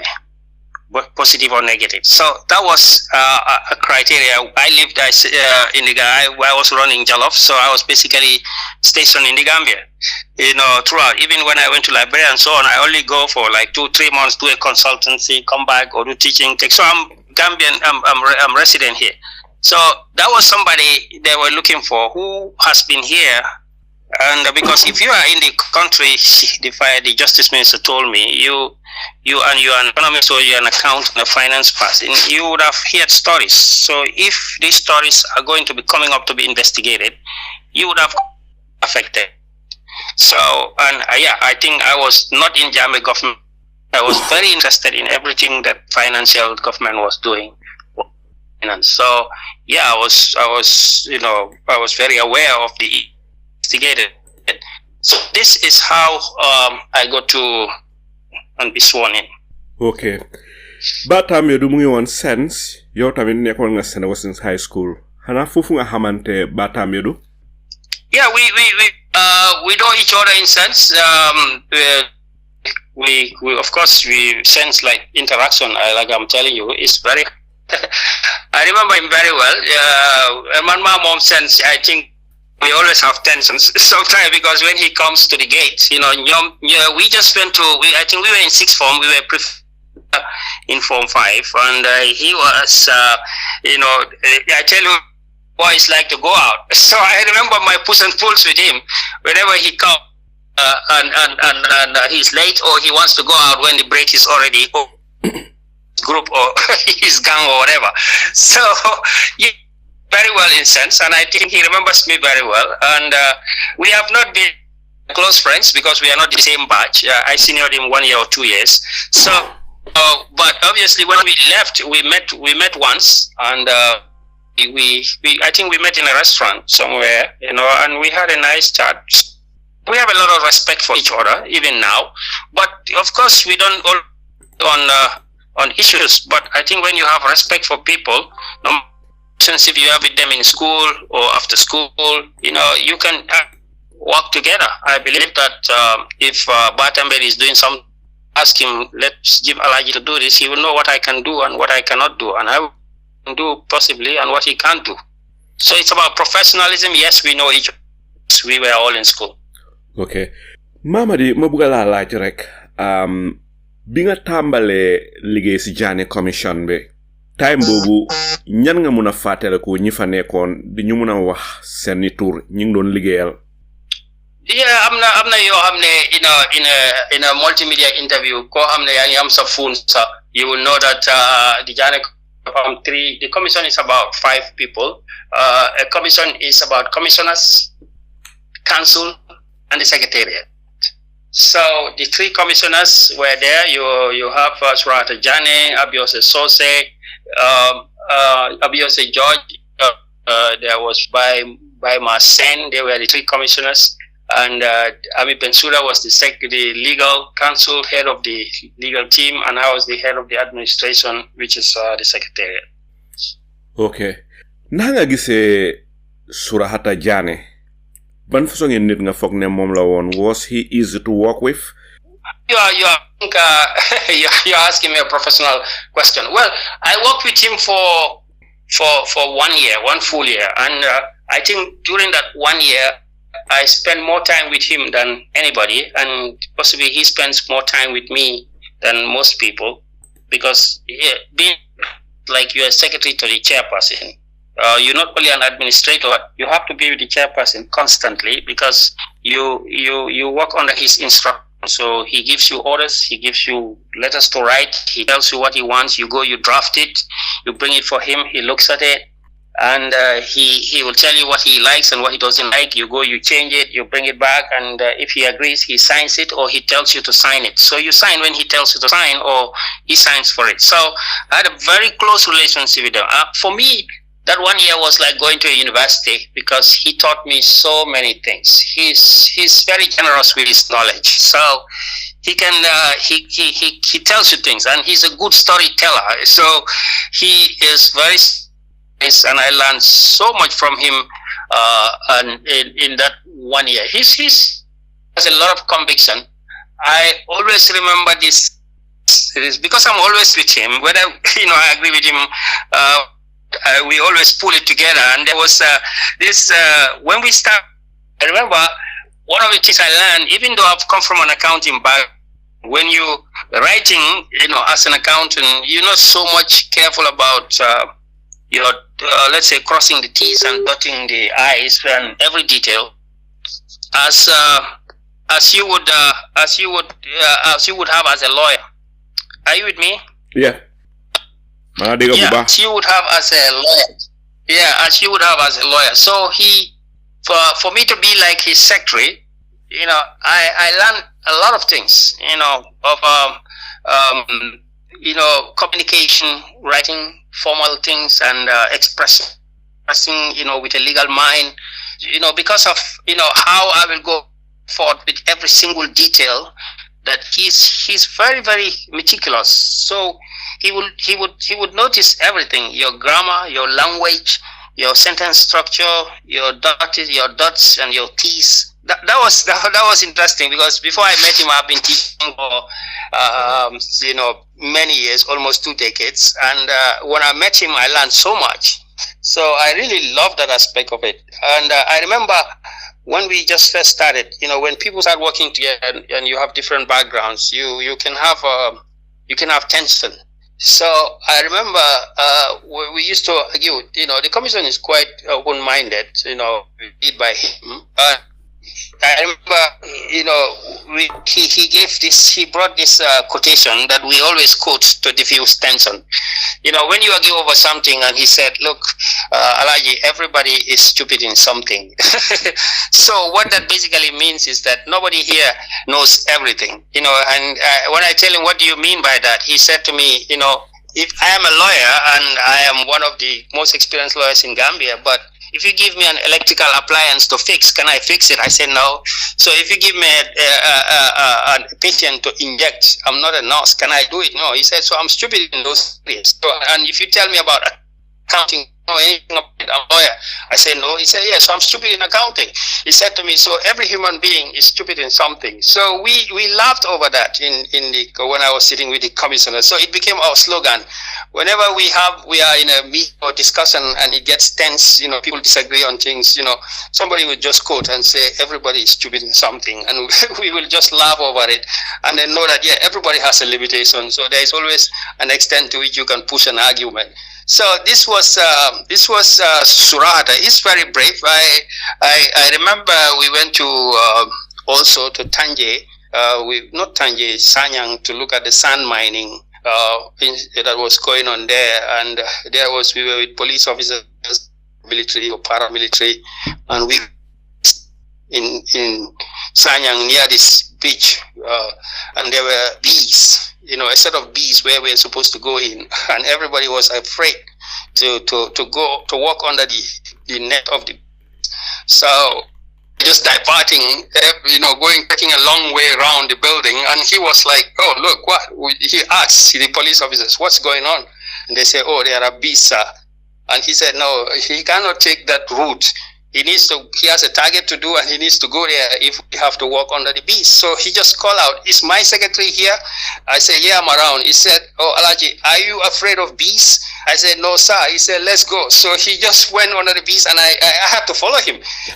This is a job where when you're committed, you do what you do. So I followed him under the bees, and nothing happened to the two of us, and they were just watching us, but some people still went the other way around. Few people, our bodyguards and so on, just followed us under the beats because they have to do that too. So this was rather, we were very, it was very intense, and I learned a lot during the relationship. That's interesting.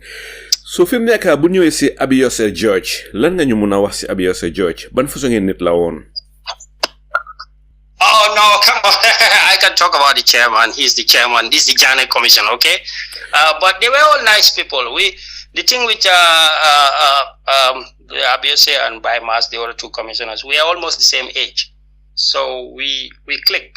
I went to school at the same time Baimas. He was in Muslim.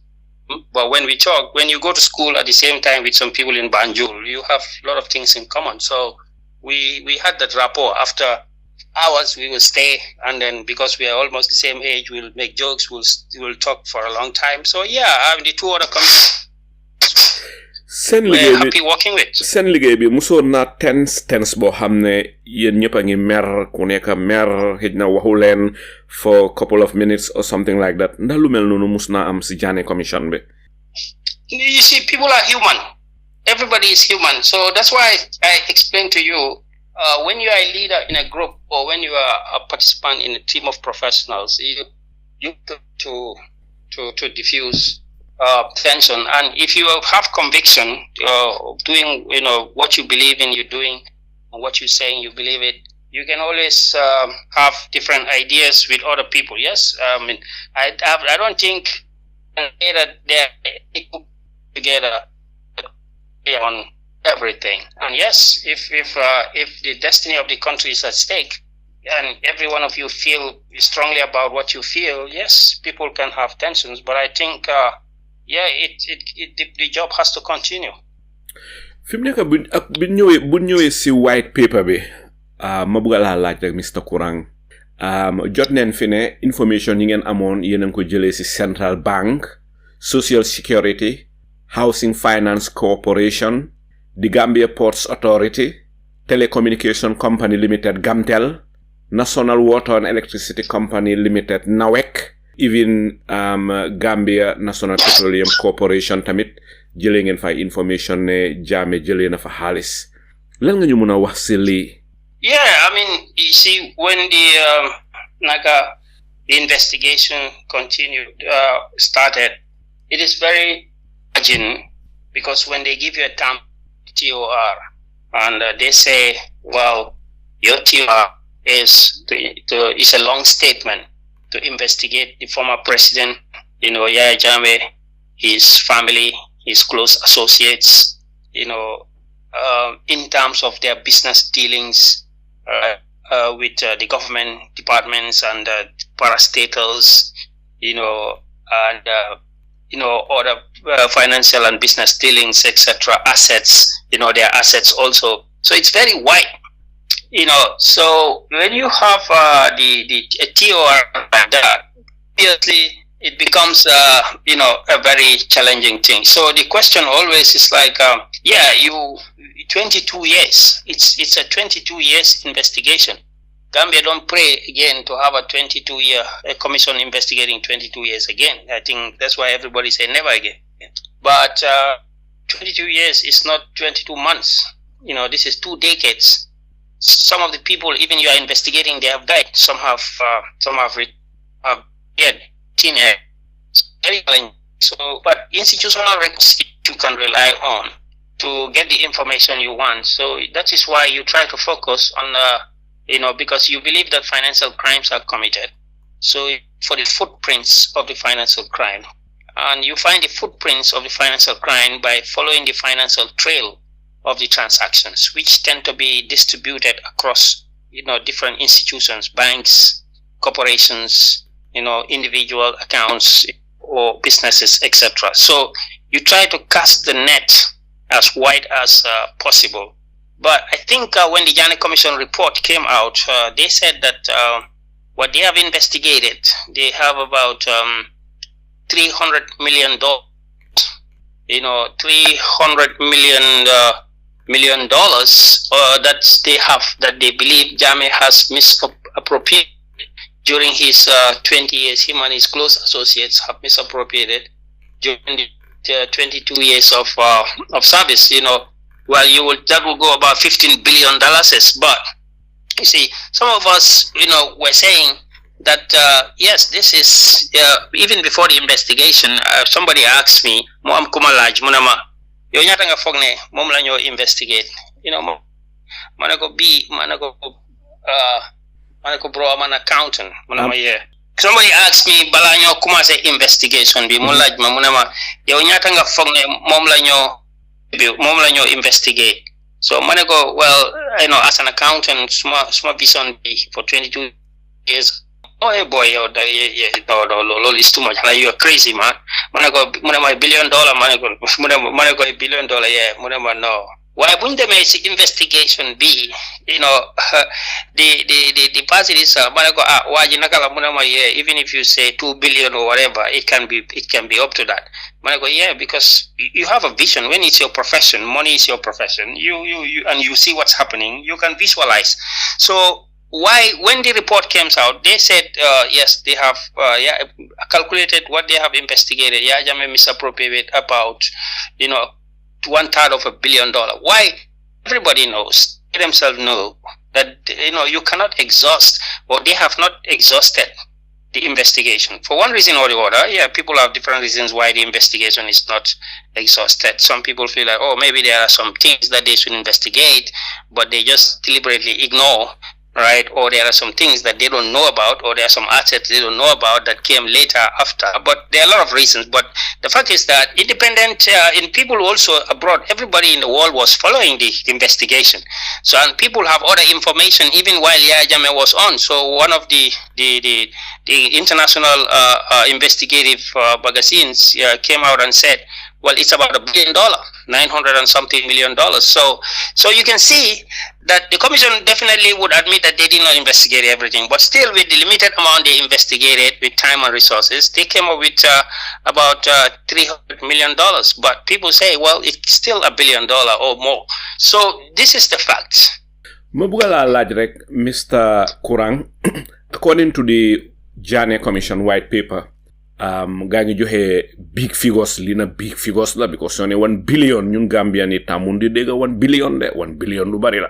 But according to the Janneh Commission white paper, mune at least 1 billion 65 million $12,000 is taxi dolly 304 million and $718,071 plus 29 million and 475,269 euros plus 2 million and 250,000 pounds sterling have been directly wasted, misappropriated, or diverted by former President Jammeh. Lima wax nak ni nek na xaliss bu bari ci dollar, si xaalis si Gambia, si British pound sterling ak si euro. Lan nga ñu mëna wax ci li?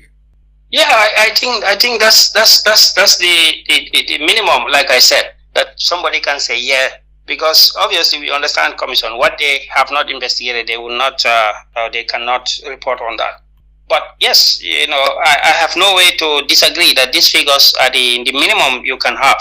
Already, what you have counted here is, if you take it in that now, all of it up there, you have 20-something billion dollars.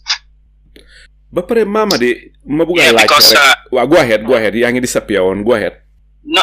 I was saying that what do you need to get $1 billion? How many dollars do you need to get $1 billion? You need less than, at today's rate, you need less than $20 million to get $1 billion. So if you tell me $304 million, 29 million euro, 2 million pounds, $1 billion in dollars, you're telling me over $20 billion is the minimum which the commission gave. Mr. Kurang, mabuga la laaj rek ndax yeen fokk ngeen ne recover ngeen xam ngeen place Jammeh daan jënta xaalis ci àddina si ndax am ngeen yépp wala soo leen amut yépp ndax xam ngeen yépp ndax xam ngeen bank account si Yahya Jammeh yépp? Until today, nobody knows everything because, for example, just one small example, in Yahya money in Nama and all this, and people brought a lot of figures, and from the commission did not come up with accounts to say these are the accounts of Jammeh or his associates abroad. You understand? Because we know that this needs something else, to do it. So that part of it, nobody talks about it. Or this account of Zainab in Morocco or in America. Nobody, those kind of things. And this is the money in the account, or this is what we have recovered from such and such an account abroad. Yeah. So it is obvious that like I said, it's not exhausted. bi nga liggéey si commission bi ndax surprise son ngeen xaalis bi Yaya Jammeh luubal ndikte nekku ne rek Yaya Jammeh la waaye dégg ne Zeynab si boppam mu ngi doon ron organisation boo xam ne mu ngi si doon am xaalis dégg neen tamit ne kii di Souleymane Badji di General Sol Badji moom itam daf daan dem si Central Bank bi di fa génne xaalis time bi nga liggéey si Janneh Commission bi when you came across all these big figures xaalis bi ñuy luubal ndax tiitoon ngeen lan mooy woon seen reaction yow ak ku mel ni Abiyose George ku mel ni Baye Mass ak ku mel ni di honorable Surahata Janneh ndax waaru woon ngeen ne lii yëpp mu ngi doon am te Gambia ni xamun ko lan mooy woon seen reactions? Yeah, anybody ko xam ne Gambian nga, when you hear the figures that are being quoted and nga déglu nga gis, you see the bank statement of the withdrawals coming from Central Bank during the time of Baba Job, General Badji, and all the Secretary Generals that have passed through the Office of the President, going there to withdraw money, the permanent secretaries, ministers from the President's office. Long still on that. The evidence, it's very shocking because for me personally, they found out for most people, most Gambians, and most people even in the commission did not imagine that this kind of monies actually were being spent so easily, so flippantly. Can you imagine around you go spend just so easy, just like pocket money, So that's shocking. The first shocking thing is the amounts, and the second shocking thing is how easily and put it in a plastic bag. Understand that they've got pickup truck in bags and bags of dollars la in a Gambian economy where the dollar is under pressure, and you them central bank and withdraw. Lots of people do this there, so they may see testimony be move. The central bank, I withdraw $100,000 in dollars and I brought it to the State House. So the first thing is the amount. That's shocking. The second shocking thing is how easy they just bring it. And shocking thing is, they just feel it's normal. It's a normal thing to do.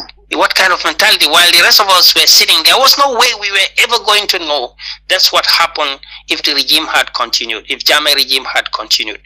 And around the world are saying, hey, look, 10 years, man, because kunega danga wara jehal nini setat nakala nyo def, because human being is human being, system is as good as the people. So these are the shocking things you find there. I mean, what the size of money and the poverty in the country. Akchono chono bunega di am Gambia, that kind of money move far so easily mungayanko access. They're just spending it so easily, so cheaply, when the country has priorities in health, people dying in hospitals, schools are poor, roads are bad, everywhere you go in Gambia is still pothole be elek. And that kind of money is in the state. And it's being spent by a few people. And it's you cannot tell somebody really how you feel. Dawna yaram torop. Mr. Kurang, bala ma ñëwaat si yow rek xara ñu may Jibril Fadiye. Jibril yaa ngi si biir Jibril, ndax am na loo bugg a laajte, ndax am na loo bugg a yokka si waxtaan bi. Waaw jërëjëf ñu ngi nuyu suñu gan bi Dr. Kurang, kontaan naa torop Alhaj Salieu di la nuyu ak déglukat yi yëpp. Waaw léegi man suma laajte bi mooy comme investigation bi gars yi doon di def noonu xaalis yi doon génn noonu ci banque bi te mu fi doon wax naa never again. So ndax loolu let's say for example pompe bu ubbeeku nga ñëw xam ne pompe baa ngee ndox baa ngee tuuru nga ñëw nga tëj pompe bi make sure ne it doesn't happen again. Ndax chances yi daan am nga xam ne ak easy access yi daan am nga xam ne nit ñi dinañ mën a génnee xaalis noonu easily without government bi yëg ko, ndax loolu ba léegi mun naa possible ndax block nañ all those possibilities. Very good question. Mungo, Dr. Kurang, go ahead. Well, you call me professor, doctor.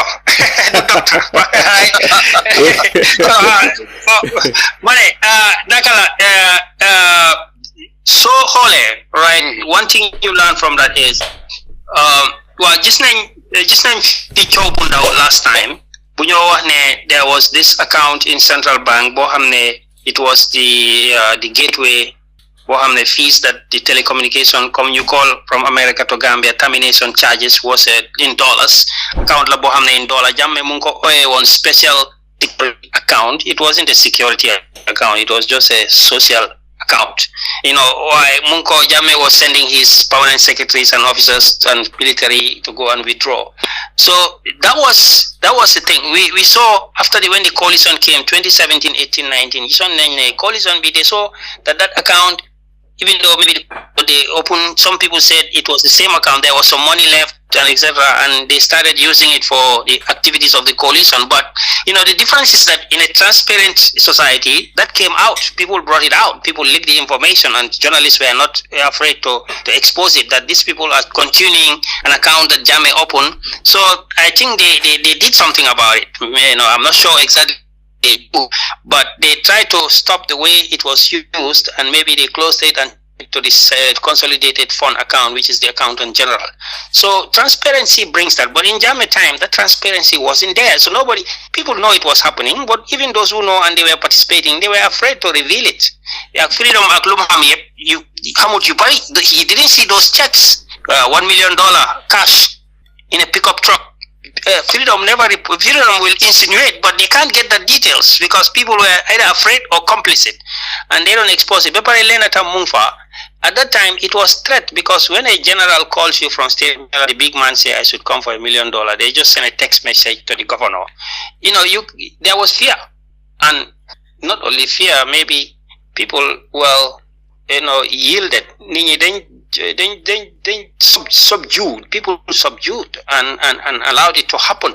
And we saw the testimonies, the governors explaining why they do it, that they were scared or whatever.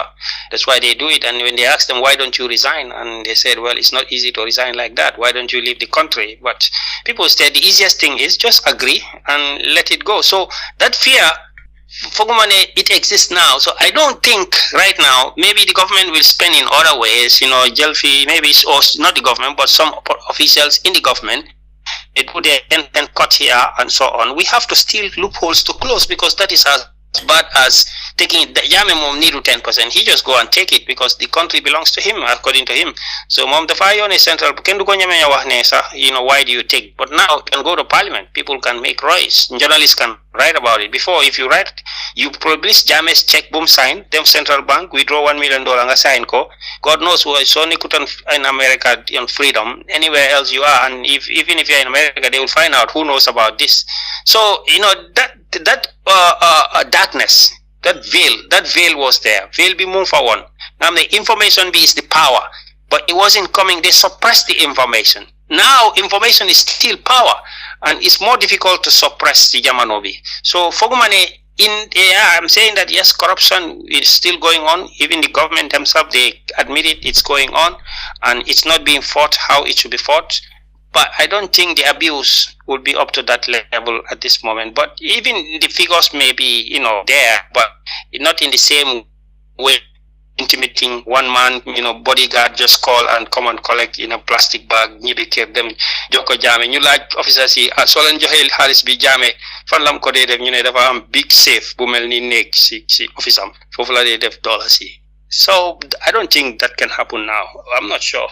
Beneen laajte bi Mr. Kurang mooy ne according to the Janneh Commission white paper, feeñal nen ne kii di General Sol Badji Suleiman Badji te ñu bari wax ne tudul sax Suleiman Badji Karafa Bojang la tudda.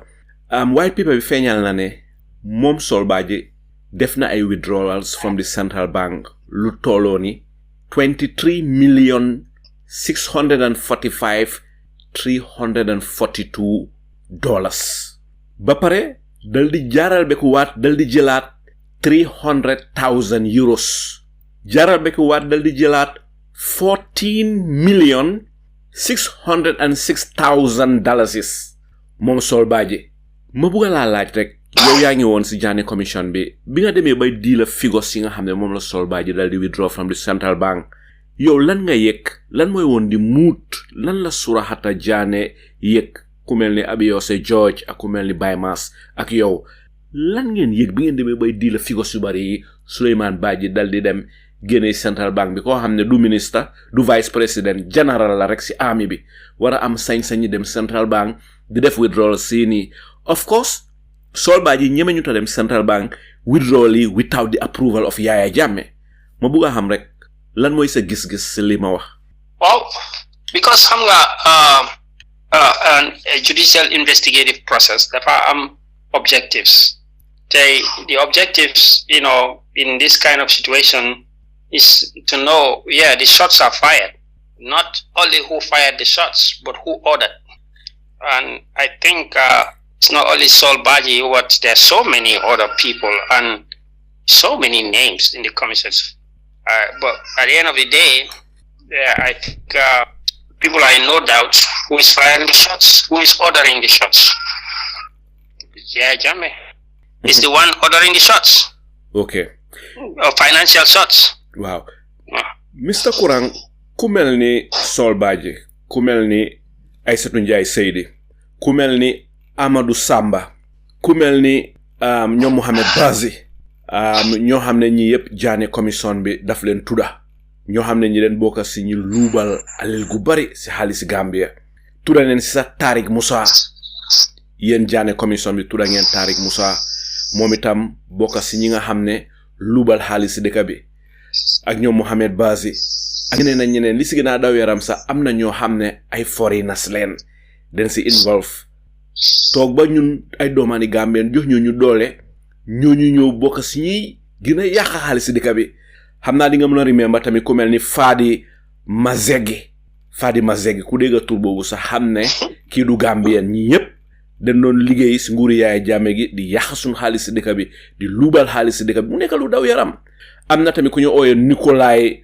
Buzaynu ak Dracos Buzaynu ñoom itam bokkoon neen bi ngeen ñëwee ba gis ne nekku ne rek ay doomaani Gambien ñoo ñu den yaxa ñoo ñu doon sàcca di misappropriate di divert Gambian fond di jël xaalis si askan bi waaye den si boole woon sax ñoo xam ne du doomaani Gambien ñu leen a dimbale ñuy jël suñu xaalis si dëkk bi ma buggal laa laaj rek yéen ñi nekkoon si commission bi lan ngeen fiiloon xëy na du ñàkk am na ñoo xam ne si yéen xamuleen woon ne sax Gambia amoon na xaalis bu bari boo xam ne ñii ñu ngi ko doon waste di ko jël di ko luubal ndax surprise on ngeen with this big and huge amount of money boo xam ne moom ngeen doon diilal si seeni gestu. Yeah, comme ni ma ko waxee rek, the whole was in the darkness. Nobody exactly what was happening. Why foog naa Gambian tam ngay bàyyi xel, and you are in the country or outside the country, yaa ngi déglu ay freedom radio programs, yaa ngi déglu yeneen independent bloggers. Every something is happening. Even with the TRRC, I'm not you suspect it. So it's the same thing with the money also. People suspect that things are happening. Konga talk, right? The radio being a digane like is ordering 20 megabytes generator, nga company bohamne. You know that it's not a Gambian company. Nga just news magazine journalists. Yeah, you see the press release or you see the inauguration or the pictures, and you already see that Jammeh is dealing with a whole lot of people, and lots of them are not foreign, are not Gambians, and whether it's in the wood trade with Buzainu or in the petroleum trade with Mohamed Basi, etc. So you know that Jammeh, for understand in order to do this secretively and profitably, it is better to give it to people they are not Gambians, because maybe the population duñ ko teel a dégga. And when you look at it, one of the key sources of revenue for Jammeh at that time was apart from the petroleums and the others, it's got all the wood trade. There was also the gateway fees that were coming to central bank, and this was always an agreement of who runs the gateway in the Gambia.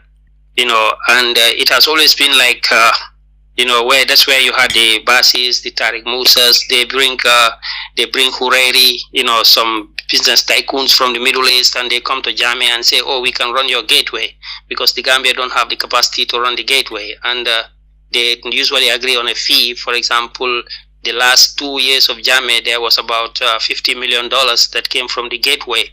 So these were arrangements with this foreign businessmen, broker, Basir, indicated. So when you look at the history of the gateway, you see that about 3-4 different companies moved from this one to that one, this one to that one. We are all related to Middle East, So people are people know that already these things are happening, and these are evidences that Janneh always wants to make his close associates a small network circle, as small as possible, and they all have the same interests. Mr. Kurang, ma bugala laaj rek te Gambia ni bugana ñoo xam Fabakary Tombong Jatta musna gena wax on record mu ngi on video in YouTube mu ne Yaya Jammeh këram yi am yépp yu bari commission bi xamul leen am na ay kër yoo xam ne Yaya Jammeh mu ngi am right now mooy wax yow biir Gambia te Janneh Commission bi xamu ko lan mooy sa réaction si lii? Yeah, Lulu, I will believe in it because Mota Manela, the commission did not investigate everything. Either maybe they don't want to investigate some, or there are some that they don't know about. Lulu Nyaka Yaya Jammeh was in complete control. Yaya Jammeh dafa buga lease the hejna munna amne guy dañoo joge ci departments ci physical planning and local government. They go to him at State House and he tells you what to prepare, and they go back to their office and prepare it, and he signs it. Janneh Foundation, Yaya Jammeh Foundation owns islands around the country, all waterways, or different waterways, beachside properties all over from Bakau to Katong, so he could easily possess what he wants to possess. Some of this belong to people, or they belong to communities, or they belong to individuals, or they belong to enterprise, or they belong to the government reserve lands, and he just put them in his name.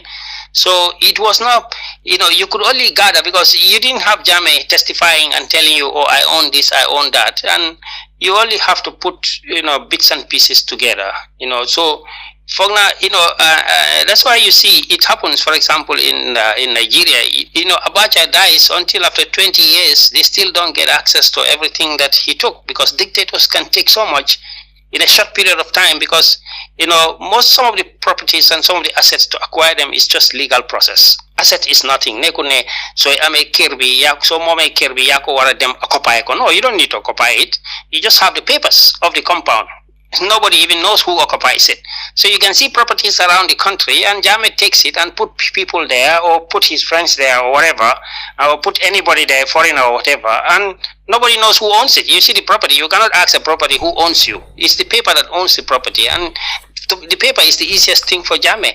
So it will be very difficult to know everything he owns, particularly when along the transitional process, political interests, they come into play, and maybe some of the players are trying to get Jammeh, Nyom Fabakary on their side, or other people on their side. Obviously, the investigation, which should continue for properties long after, you cannot know this. In the UK, for example, or in New York, you can go and sit on a computer and you know who owns every flat in London or every flat in New York. You want to buy a property, you talk to your lawyer, and your lawyer will tell you Mr. X owns it, he bought it from Mr. Y, who bought it from Mr. Z, who bought it from Mr. Q. That is the history of properties in England or in New York. We don't have that in the Gambia. You go around, you go to a lawyer, you will not know who owns some properties. Even if you go to the Department of Fiscal Planning or local government itself, you will still not know who owns some properties. So it's not an organized property market in which you can know everything. Ma wala laaj rek Mr. Kurang ndikte dafa am ñun ñoo xam ne Janneh Commission bi daf leen tudda ba pare ban leen ñenn ñi si ñoom from ever serving public office. Ñenn ñi si ñoom mooy Sira Wali Ndaw, Amadou Koli, Basiru Njie, Umi Savage Samba, Njogu Ba, Momadou Sabali, Aïssatou Njie Seydi, Suleiman Badji. Waaye nag ñenn ñi si ñoom ñoo xam ne Janneh Commission bi daf leen ban ñu to gis nguuri Adama Barrow jëlaat ñenn ñi si ñoom reinstate leen indi waat leen back into government. Ma bëgg xam lan mooy sa réaction si lii. Yeah, more than small last statement, money. You will have problem with detecting all the properties unless the government is committed to knowing who owns what and whatever he owns and trying to establish. But like Numako here, so politics be dugasi. You cannot even know the properties. You cannot even get to know all the bank accounts because there will be some political interest that is opposing that. And also, the same thing, with all the other areas now, with the regard to the list from the list from the white paper, that these people should be banned, they're recommended to be banned for this reason 1, 2, 3. Well, it's still left to the government. They resolve the political will that they have. And I don't think the government of the day, if it is in self-perpetuation, then another time, they would not have an interest, in because the reason why, a recommendation that key waruta bogachi politics, because something on him which they feel that can be damaging to the country. Well, if the government agrees with that, some maybe the government didn't agree, and some maybe they put in the white paper, then they didn't implement it. Or I think Fogna then says that the president has the power to again a ban of the ban to give you a pardon. So if that is the that it is quite possible that the president use it for political expediency over national economic interests. Fimne kama bugala laaj Mr. Kurang Jammeh nekku fi amna ñu bari ñu ngi wax ne su Yaaya Jammeh ñewon su Janneh Commission bi wax ji nekk ñaar ndik amna yu bari ñu ko tuumal amna ñu wax lolu amna ñu wax sax bané Janneh Commission bi is a witch hunt, political witch hunt. Ñi nga xamne ñu ngi wax li yow lan moy sa tontu jëmale ko ci ñom Mr. Kurang? Yes, to go after Jammeh and his close associates. So, well, that was the main reason for establishing the commission, to investigate the president and his close associates, ex-president and close associates. So, the guys it was the prerogative of the president, establish to be approved by the parliament. Parliament be approved, which is the people's representative. It was accepted and approved, and they have a mandate. So, if you say it's a witch hunt now, well, number one, I'm not sure. I don't think you're saying that the parliament don't have the mandate. They have the mandate, and they were voted by the people. They believe what they instituted as a commission is what the people who voted them want. People wanted accountability. Well, when it comes to the implementation, obviously, yes, people can have differing views, and I think people are entitled to that, because people will have judgments about, number one, how the investigation is conducted. That maybe some people can feel, unjustifiably, unfairly treated, and some people can say, well, so and so should have been questioned, or should have been sanctioned, or should have been better investigated and not investigated. Yes, these things happen, and people will also look at the end of the process, not only the investigation, but number two, what are the recommendations? The recommendation will touch every area that it should be. Did it absolve some people who could have been, implicated, or did it implicate some people who don't need to be implicated? This thing also happened. Then you come to the government paper. Well, did the government white paper, include everything that was recommended? Why did it leave others behind? Then you go to the next stage. Even though you have the white paper, you rejected some, you accepted some, but did you actually implement, those ones which you accepted should be implemented? So, and these are the questions. So, at every stage, you can find faults and you can find justifications. The investigation, you can find faults, you can find justifications. The recommendations, you can find faults, you can find justifications. The white paper, you can find faults and justification. So, you see, implementation of the white paper, you can find faults and justification. And right now, also, you can. When the white paper comes to be turned around, so Barrow mom amna justification why he did it. Fogna the journalists yen dingen ko wara press mu wax len lan mota yo xamne white paper bi mom issue na ko, his government issued it, and they want to come and turn it around. Ñu dégga ci mom, dégganguma ci mom what is his justification. Saying sun ma ci am nañ sun opinion ne well, if you agree, then there is no justification to reverse it.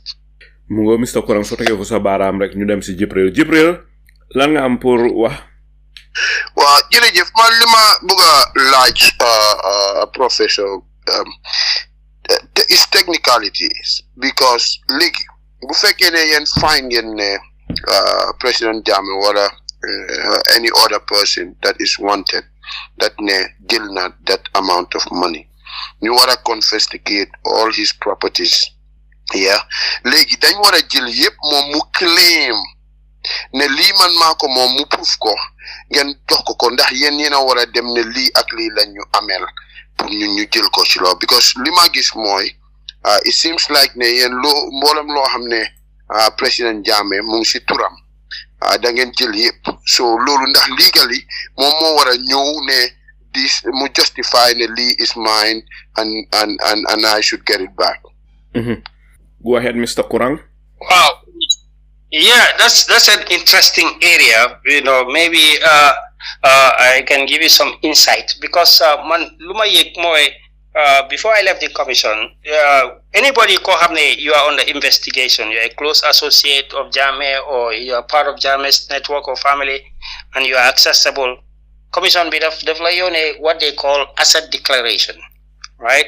Pour yow dañ la jox form very comprehensive form boo xam ne ñu yónnee la ko man I send the form to a lot of people that were being investigated. Dañ la yónnee form bi and then say okay, in this form you're going to fill in every asset you own, every bank account you own, and every not only you but your family, your spouse and your children, whatever asset is in their name, mention it here. Whatever account is in their name, mention it here. So this was sent. Now, the standard procedure is that, so I made that kind of information. If it's in America, for example, they can know whether you lie or not, because information is almost perfect. If you click in your social security number, a lot of things you do, dinañ ko muna trace. Now, in the Gambia, this is still a human process. The lawyers and the commissioners now have to investigate whether this asset declaration was wholly true. Because if you hide and the state find out that you hide, then why are you hiding? Dinga am legal questions to answer. In the asset declaration term, dina am part bo xamne daf la laaj all the jobs you did since you left school. And every job you do, ñata salary nga am fofu, ñata allowance nga am fofu, ñata per diem nga am, nga list down all the incomes you earn from that job. So yow su fekkee ne jël nañ sa data bi ñu gis ne yow yaa ngi liggéey as a director for 20 years te lii mooy sa total salary bi ñu calculator yépp, lii mooy sa allowances bi nga receive, sa per diems whatever you receive, lii mooy yépp. Now you check all that. Of course, a reasonable man will say, okay, if it is 1 million, your living standard be you will use maybe 600,000 to live, so, right, your daily living, because the form will ask for all your family. So if they add the total, they will say this is your total income. Now you minus the living, normal standard living, depends where you. Maybe you are left with like 400,000. So 400,000, but so submit. Okay, I have 3-story buildings. Obviously, there's a question now. You are a public servant. You've got this much property, and this is your income and your family income, and it is not able to justify this property. So the lawyers can ask you a further question. Fan nga ame the money to build all these houses, or to have all these expensive cars, or to have this kind of business, or to have this type of gold chains, whatever, if you report everything. So this is an investigation process limo wara hell.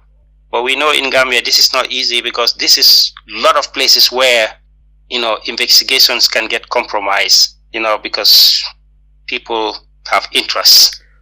People have political interests, people have personal interests, personal conflicts of interest, political conflicts of interest, business conflicts. In a small country, a government must design this system very well that it is so automatic. In the American tax system, once you submit your income, if you don't pay tax, they can go to your bank and take the money. You can't do that in the Gambia because you don't have the systems to do that. So you don't have a system of determining who owns what. Nitki sulajohe false information, sir. He's having a compound, maybe a big compound somewhere in Bilkama Daranka, and that place is not leased. How are you going to trace it? So you have a problem when you want to recover assets, because information, is it there? The officers in charge, do they do a due process?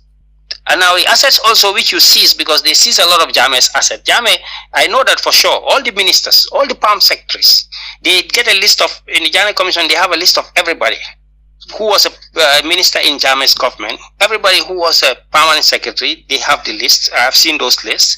So now they know that and they have the salary scales from the PMO and everything, and the accountant general. They know how much Jammeh is paid. They know this, and this is in the report. I can't remember the figure. So they know that Jammeh was there in 1994. They know his salary from 1994 up to 2016. They know how much he earns every year. They know all the travelings he did. So they know the per diem that is calculated for him. So they know how much Jammeh legally have. And as a president, you are not allowed to hold a business or to have other incomes outside your salary and allowances. So if this is your Jammeh salary and allowances, let's say 30 million. Now, $30 million is what the government pay him as salaries, allowances, per diems, everything legally for 22 years. So if Jammeh now comes to own properties that are 300 million and his salary and allowances and per diems and everything is 30 million, obviously, where in the world Jammeh can prove that the 300 million assets is bought with 30 million? These are legal questions. These are not Gambian time. Give me so side of a jail money. Yo, anasa proof be, just proof him. No, bro. These are papers. They are on records. Everybody know how much salary a president is paid. They know all his per diems from A to Z. Even if it's 30 years, even Jawara per diem. So bugelegi dinañ la ko won. The Gambia government keeps very proper records on a British system. So they have records. Whatever happened, but we know it. People know it. So the commission knows these things. So for the commission to come back and say, Jammeh now has 200, we investigated 266 compounds. Obviously, if you calculated the salaries... 281 compounds. Okay, 281 compounds. Legi nga calculate mom his salary for 22 years. You don't get 100 million. You don't get maybe even 50 million. So, now this is what you check. So it's a very logical process. Understand? Mm-hmm. So when the state come back to you, and in the corruption bills you have Jammeh mom ci bopam introduce nako as part of economic crimes. You know there are bills. Jammeh charge na fi so many people with economic crimes. Do you know that? Mm-hmm. Right? So that means there are laws made by Jammeh himself, which says that if you commit an economic crime, that means you put the state at a disadvantage, or you defraud the state, or you are in a position of power, you abuse your power and make money outside your normal income. This and this is what should happen to you. So Jammeh made those laws. So now when we calculate Jammeh's salary or his minister or his palm sec, they calculate your salary, they will know that you have something, you have an asset that is far more valuable than what you legally earn. So how are you going to explain the rest of the balance? Mm-hmm. Definitely very interesting. So what we are saying right now is, what they are technically saying right now, even Jammeh's assets is not enough maybe to pay off for the balance. Because if they calculate that you misappropriated $1 billion or $300 million or $20 billion, and they take your assets are about 10 billion, it means that you have misappropriated. You still owe us money. State has the right to pursue. I'm not quick call. I guess Mr. Kurang. Let me go ahead. Dafam lo buga Assalamu alaikum. Mr. Njie, buga ñëwaat rek si dore Professor Kurang. I'm rek some few questions again for him. I'm not line bi rek some questions. Déguma mu answer ko waaye mun naa am connection bi amoon na some sort of a problem. Well, question being come ban analysis as an accountant, ban analysis that you want to make about the Gambian economic and what is the way forward for a sustainable country? Because they figures you about the Gambian economic. We are not economic experts, but as a layman, we are not happy. Why we are Gambians? New economic Gambia bi tay fan la nek fan la tollu ak fan la mëna jëmale réew mi, and what is the solution to this? Pour as a politician, somebody who is politically am interest in politics tay, lan la am to offer the Gambian people. Li fi nek tay gis nañ ko Gambians ci ñun ci njaxal lañ dëkk ci tis lañ dëkk we cannot even afford the cost of living today in this country. Gambians, ñun luñ ñoo fay sin salaries yi mënuñu mënta meet sin daily needs with our even two children, family of even two kids. Kon lan la ñu ñun Gambians yi dañ nekk si situation boo xam ne dañ lan na moom am na loo xam ne mun nañoo rescue si liñ nekk nii. So loolu mooy suñ question su nekkee rek am na lu mu ci mun a lu ñu ci mun a tontu rek ñu ngi ko déglu. First question ci moom dégguma ko because I was having some technical issues but it's okay. Waaw boobu moom answer na ko Lamin fi mu nekk ñu may ko mu dal di answer sa question bi. So Mr. Kurang dégg nga li nga xam ne moom la Lamin laajte how healthy is our economy ba pare lan mooy di solution economically pour Gambia mun a progress. Naka Mr. Njie, Lamin, the Gambian economy is in a very difficult situation at the moment because a situation which you have high unemployment, you have high inflation prices, and you have low growth. The growth is very low. So because of this, poverty is increasing because so the reality is that poverty is on the increase because the economy is not growing, and obviously there is the other thing, which is the corruption. Good governance is a key problem. Of course, at the end of the day, it boils down to leadership, because like the Americans, used to say, the buck stops at the desk of the boss. So, what is happening right now is it's like the economy is not going anywhere, and it seems that the government is running out of ideas, because if you don't have an idea how to tackle corruption, to get it out of the system, to minimize it or completely eliminate it, like they did in Singapore, Taiwan, Rwanda, and so on, then you're not going to be able to take charge of the economy. So things leak out. Leakages, once leakages are too many, come nga am restaurant rek, yow yangi toga toga bu ne, chef bangi ne, chicken bangi ne. Why sa cook si, ak sa waiter si, kuneka, every time is just taking one leg of chicken here, one chicken breast there, one bowl of meat there. And that's constant. It's happening. These are the leakages in your restaurant. Customers, you're still gonna suffer because why? You have everything. You have a Gambia can be sellable, but the leakages are too many. Right? You can be productive. You can be hardworking. But if the leakages are too much, then the effort is wasted. So now, what to do with the economy? We must make the economy productive.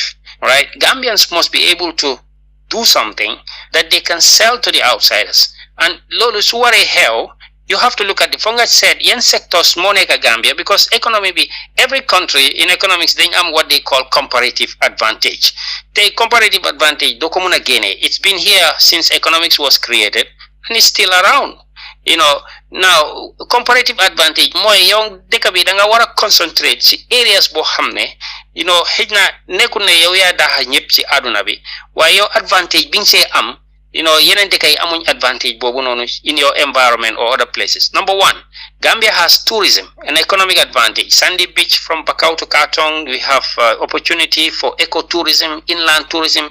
The River Gambia flows from one end to the other. So you have an opportunity for tourism. But where is the investment? Where is the capital, right, to do that? Yes, even the people, and then where is the capacity? The capacity means where are the tourists? Singapore, if Singapore is bringing you 15 to 11 million tourists every year, a small island, Bohamne, Banjul, Agrika, Malarek, and they are hosting 12 million tourists, and Gambia is struggling to have 200,000 tourists in a year, then something is wrong. Then the country is not marketed. And it's not just to say to market the country, you have to go out there and get the flyers, advertisement, National Tourism Board, Naka Frankfurt, London. No, you got to put things on the ground which will convince the tourists to come, and then you got to reach out to where the tourists are. This is number one. Number two, your comparative advantage, agriculture. This country is having a feeding problem. Can you imagine? We can't feed 2 million people. The population be bang again yoku. and we still cannot feed them. And we have 500,000 hectares. 500,000 hectares in this country. Bohamne is fertile. Ndox pour mu di agasi is very easy, but we cannot just pull water and put it there and put the investment, because it's not only water, you got to protect it. Fee for fence, right? And so on, wild animal, domestic animals. So to invest is to protect. If you go to Senegal, you see the banana plantations in Casamas, and you will be amazed. These are owned by villagers, but the government comes in and invests them in a fence and a borehole and bring the seedlings. And then they are able to produce this. When they produce it, the government gives them a market. You have Indians who go to Radfield Farm, or they go to some banana plantation in Basse. They produce bananas, commercial scale. They are able to go and sell it and export it and take it to London and sell mangoes and bananas. But the Gambian individual don't have this. New Gambian indigenous in Amun capital bobu. So where is the capital? The money is with the government. Even individual farmer mudem kiang rek muna am fence for 300,000. The government is buying a Pajero for 3.5 million. Don't tell me that the government don't have the money. It's about the priority. So it's about the leadership. Now you have the fisheries problem also. It's another natural advantage. We have water everywhere. All the girls, foreign girls, Banjul, in the ocean. But there is so much fish, even all the way in CRR. Bohamne fish bunya fa si faroi fofu. Even that fish alone can feed the country, can feed the whole of Combo. I'm not talking about the fish in Bakau or Gunjur or Tanje. I'm talking about the fish in the River Gambia, freshwater fish. It's enough to fill the whole country. When I come from a Deka Bohamne in Kurang, we have a fishing town, Stenda, Chimayobi. And what they produce, they go all over and sell it. Some take it even to Dakar and so on. So, but the question is, where is the investment? The investment is not there. Even the little investments, I Senegalese know in the Senegal, Gambian be amud gal, amud machine buko power. So the fisheries, the agriculture, and then you have a rising population. What people are doing around the world now, we want to go into technology. That's why we become accountants.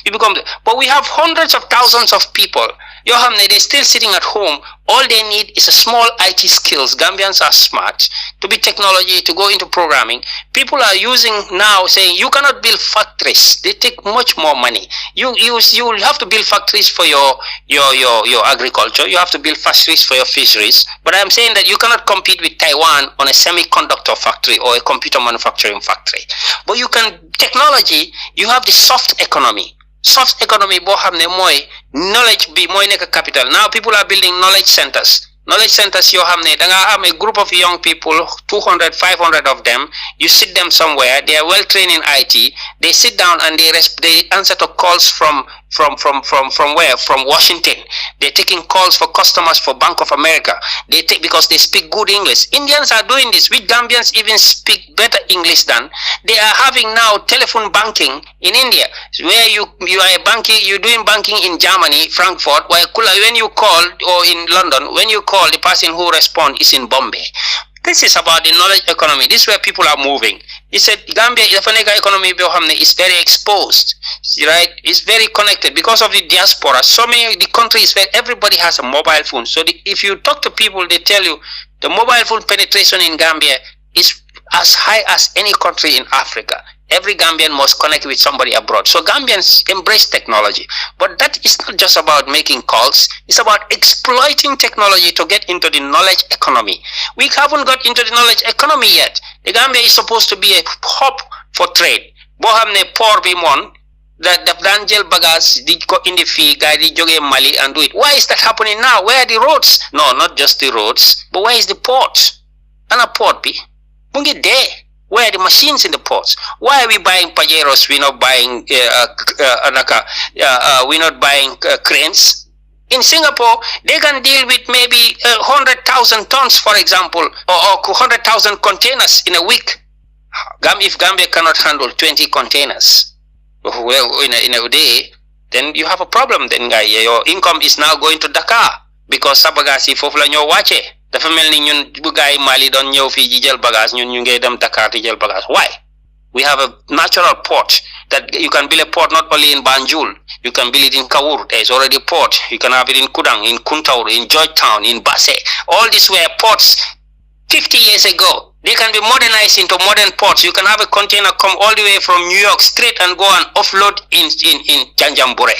The water is there. The water is very navigable. This is a natural advantage. They don't have this in Mauritania. So we have it. So the country has got a lot of things to exploit. But the leadership will, the vision has to be there. In order for us to become another Singapore, there must be a vision and there must be a political will to do it. I'm not sure if I answered your question. Mr. Kurang, bi nga wax ni ndeysaan dafa nekk lu daw yaram ne ñun suñ nguur gi ak suñ nit ñi dafa am lot of areas yoo xam ne dañ ko war a exploit ba pare defuñ ko te loolu bokk na si li nga xam ne mooy li tax suñ économie bi bantay mu ngi stagnant growth ba pare ñi ñaa ngi sona wa di nga ne yàlla voices yu mel ni nguur gi war na di déglu yu mel nii te nguur gi war naa explore lot of things ni dëkk bi di demee nii lii du mën a continuer bi ko ñu mënu na fit suñ boppa mënu na jël suñ gémmiñ gi we cannot take our mouth and put it in the kitchens of Europe lii is very very embarrassing na ñun mënu na dundal suñ boppa ba pare li gën a sad dañoo toog sa ñu ne China ñoo may Gambia bags of rice nga gis président bi dal di dem nataaloo saaku maalo yi ñun is an embarrassment ñu nekkari dañ ñu ko may Turquie ñoo may Gambia ñaari ambulance président bi dem nataaloo ambulance China ñoo may Gambia 50 tractor président bi dem nataaloo tractor yi ñun a nation of beggars ñun we are just beggars. It cannot continue like this. It's very very sad. Jibril fi nekk daanaka 2 minutes mooy li des pour programme bi dal di jeex Jibril ma dal di la may rek ndax am na loo bugg a wax ko fee nga dal di tëjee foofu Jibril su ko defee ñu dal di ñëw rek si docteur Kurang moom itam mu dal di finalize stage. Go ahead Jibril. waaw xam nga di nga ko fi mën a indi ba bàyyi ko te moom for na PDOIS la support. yaa ngi bugg a tooñ de Jibril. waaw moom different ideology la ak nguur gi because moom socialism ideology la am so amana because laa bi di laaj economic living ma ne waaw mu ngoog dina la drag si socialism bi waaye léegi Jibril yaa ngi tooñ de go ahead Jibril. Yeah. No, why socialism? Yeah, mooy solution bi. Exactly. Wax na ko de. Exactly. Yeah, moom capitalism la gëm. Yeah. Waaye léegi li ma laajte dama ko bëgg a taw ci politique bi because daf doon provoque ay UDP ndax provocation la ndax actual la ne they have the same policies wala the same ideology la what it is because gars yi dañ ma laaj ñu ne ma da fair nga laaj professor Kurang because dañ bëgg a xam lan a tax mu ne UDP and PDOIS if you said that yeah benn programs la ñu. Go ahead Mr. Kurang. Well, Fogna, it's like it's because Luma described it,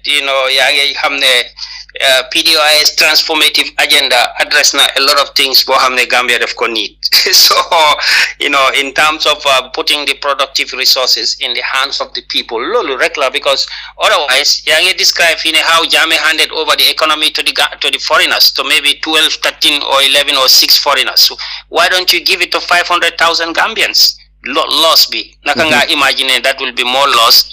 And when you are capitalist and then you go and give it to a few capitalists. Capitalism is always about few against the 1%. Now we are saying 99, let 99% run the show.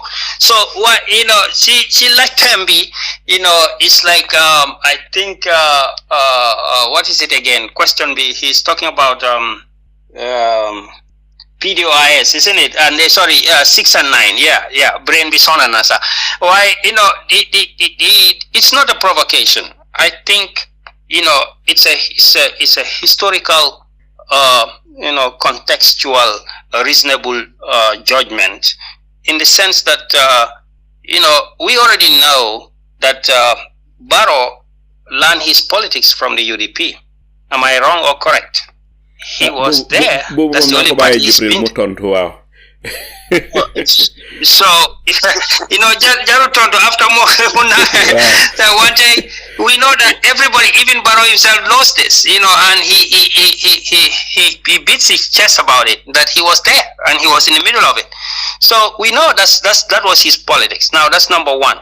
Number two, we know that when the coalition came, before even the NPP comes, the UDP was the key party calling the shots. when Barrow was Moses. That one too is a fact. That's number two. It's a fact that the UDP was calling the shots because Barrow was Moses. Now, number three, when the UDP and split, and then you have the NPP, it was not an ideological difference. You would not say that PDOIS don't have an ideological difference with NPP and UDP. That is clear. There is an ideological difference of resources being controlled by few or resources being controlled by many. So this is a key ideological difference. Now, when they say, Alhaji is just talking, he's provocating, let them tell you what is the ideological difference, if they know what is, if they want to talk about ideology really. Was there an ideological difference? One. Two, was the split, right, where you have the UDP leave the government and then Barrow form the NPP, and some of the people leave the UDP and join the NPP. Was there a reason for leaving, or reason for not leaving, or reason for coming, going, and joining back again between the two parties? Is it about ideology? It wasn't about ideology. That's my argument. So if it is not about ideology, then there are no ideological differences. It was a power struggle. Understand? And it didn't end up well, but both parties, well, while they were together, you have to look at while they were together. Again, the second point, I just talk about when they left, it was an ideological difference. But while they were together, were they having ideological differences? Oh no, you see, this is how we should conduct the schools, this is how we should train the teachers, this is how we should pay the teachers, this is how teachers' responsibility should be. What is their approach towards teaching? Teachers, it was the same approach, both the president and the vice president at that time. What is their approach towards health? What was their, did they quarrel over corruption? No, we should set up an anti-corruption agency. No, they didn't quarrel over it. Did they quarrel over legal aspects, that the new constitution should be a 50+1 or simple majority? They didn't quarrel. They both wanted simple majority because they both feel they are powerful.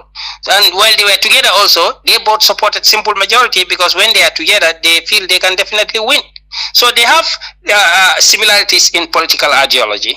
They have similarities in legal principles. They both agree that the age limit was a non-starter. They both remove it. They both agree that there should be a law that people can move from NPP to UDP without any consequences. They put it in law that parliamentarians can switch sides, no consequence. They both agreed on it. So what is the issue to what? They never quarrel about corruption while they were together. So where is the difference? If you read the 5-point plan agenda and then you read the National Development Plan, you see that even in the National Development Plan was the forward was given by by Barrow, and the introduction was given by Amadou Sane. Now in it they said, oh, we will emphasize on the 5 thematic areas, etc. And when you go to the 5-point plan of the UDP, you have a 5-point agenda, and you don't see any differences. Their political ideology of economic development, eradicating poverty, is about maintain the status quo and do incremental development. They both have the same model towards economic development. Take loans, take loans, take loans, take loans, take loans. Jibril dafa ngob wa. Yeah. Waaw léegi xam nga wax na ci bii ba pare waaw moom yow nag ku smart nga yow dang dee read suma mind ba Mr. Kurang du demee noonu de léegi dañ bugg a xam as far as PDOIS all these things li nga xam ne yow you have the opportunity to see what was going on. What do you think would be different bu fekkoon ne this was under PDOIS, which is socialist government?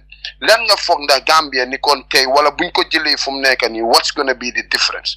Waaw ma jël loolu moo dama laa laal si sa fii. Waaw, so Mr. Kurang, go ahead waaye nga summarize ko rek ni te 1 minute rek leen am programme bi jeex na bu yàgga te ñu ngi fay am si 3 hours fi mu nekk. Go ahead, Mr. Kurang. I think the PDOIS transformative agenda, will ask for things that would completely change the system.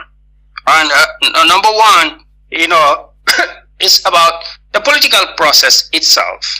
Should be responsive to the citizens politically. Right now, it's not responsive. The citizens said they want a new constitution. These guys are in parliament, and they have majority in parliament. They cannot deliver us. They are the majority and the minority. They cannot deliver us a new constitution. The transformative agenda will deliver that. The economic aspect, which is more fundamental, the concept about mobilizing resources to have a sovereign wealth. Now, you see, it's very simple. You go to Singapore. The Singapore government is the largest investor than any foreign or local in the Singapore economy. You go to Norway, you know what is happening there in Scandinavia. Call the boys and ask them. You go to Sweden, you know what they work there. The sovereign wealth. The country must be able to gather it. We had an opportunity to build a sovereign wealth under a Barrow UDP government of mobilizing resources, assets, and so on, and then use it to invest in the economy. But where is it? You don't have the vision to build a sovereign fund, so you think that wealth has to be spent. Not just spent, but it has to be spent on unproductive activities. The PDOIS transformative agenda calls for the control of the resources by the local economy. You're giving licenses for fishery to people, and then Gambians fishermen are sitting in Bakau telling you ñun sa ñun amuñ machine suñ démé duñ dé mëna aga fu gaay dé mëna aga so ñun dañoo ñëw duñ am jën duñ am lu ñoo yob. You haven't empowered them. So you have to empower them. A PDOIS transformative agenda will empower the local entrepreneurs, will empower education, so that the people can have the education that will enable them to participate in the global economy. Look, bro, it's about the global economy now. You have to be educated in the Gambia to be able to do a work in New York while you are still in Gambia. So we need to reform the education system to respond to the need of times. Mr. Kurang. And these people have an incremental approach to politics. They just want to take loans, buy nice cars, and then put the loans around our neck, sell treasury bills. No, that's not how you build a sovereign wealth. Definitely. Mr. Kurang, definitely xam naa ne Gambia ni tey dinañ jànge lu bari about sovereign wealth. Ndikte lu daw yaram la ne nguur gi moom spend rek waaye xalaatut pour build a sovereign wealth boo xam ne bii neen ko mun a invest mu dal di promote sun economy dal di dimbale ñun ñi li nekk na loo xam ne lu daw yaram la. Mr. Kurang, waxtaan ji neex na ba pare am na so many questions yoo xam ne sa laajtewu ma leen waaye na programme bi dafa jeex fi mu nekk sa last question rek mooy li ma bugg a laajte ngaan sa ko under 1 minute mooy sa bugg bi kañ laa génna ak lan leen expect pour gis ci sa bugg bi bu bugg bi génnee su ko defee nga dal di make conclusion ñu dal di tëj programme bi foofu. Yeah, I mean, when this thing dina buga by before the end of next year, mugena. You know, I have to take my time and write it because dina buga binda a lot of factual things. Dina binda about my life experience. Dina binda about maybe what I think and like some of the questions I'm answering. But obviously, the big part of my story that people want to know about is they don't want to know about what we do in Box Bar. They want to know about what happened in the Janneh Commission. So, a lot about that. And then I will talk about the opportunities lost and the situation and what are the things that happened, the behind the scenes stories, bits and pieces which I'm sharing with the media. There will be more detailed accounts of what happened. And obviously, I think I will write something that can contribute to the national consciousness and make people aware of where this country has been going, since 2016-17, and what are the missed opportunities and what can we do to restore hope. Mr. Kurang, kontaan nen torop waaye nag bala maa ñëw rek pour gërëm la xarama ñi ko gërëm Jibril Fadi Jibril yow itam ñu ngi lay gërëm ci sa waxtu ak laajte yi nga joxe fi yépp. Lamin Jaite ñu ngi lay gërëm yow itam ci question yi non laaj Mr. Mamadi Kurang. Mr. Alhaji Mamadi Kurang ñu ngi lay gërëm di la sant ci sa waxtu. Ñu ngi lay gërëm di la sant ci lépp loo xam ne jàllale nga ko fii lépp loo xam ne jàngale nga ko fii lépp loo xam ne waxtaanee nga ko fii ñu ngi lay gërëm. Mbokk yi fii la waxtaan ji daldi am fi mu ne duma def ludut daldi ëmbal lépp loo xam ne waxtaanee neen ko fii lépp loo xam ne Mr. Mamadi Kurang waxtaanee na ko fii daldi leen ko jébal bàyyi waxtaan ji mu daldi continuer ci seeni xel yéen déglukat yi yéen yéene attekat yi nga xam ne yéene atte lépp loo xam ne Mr Alhaji Mamadi Kurang waxtaane na ko fi lu ne nak du doy xana dañu koy dok rek daldi dem ba benen yoon seeni mbokka Salieu Njie assalamu alaykum wa rahmatullahi wa barakatuh wa ahiru dawana anil hamdulillahi rabbil alamin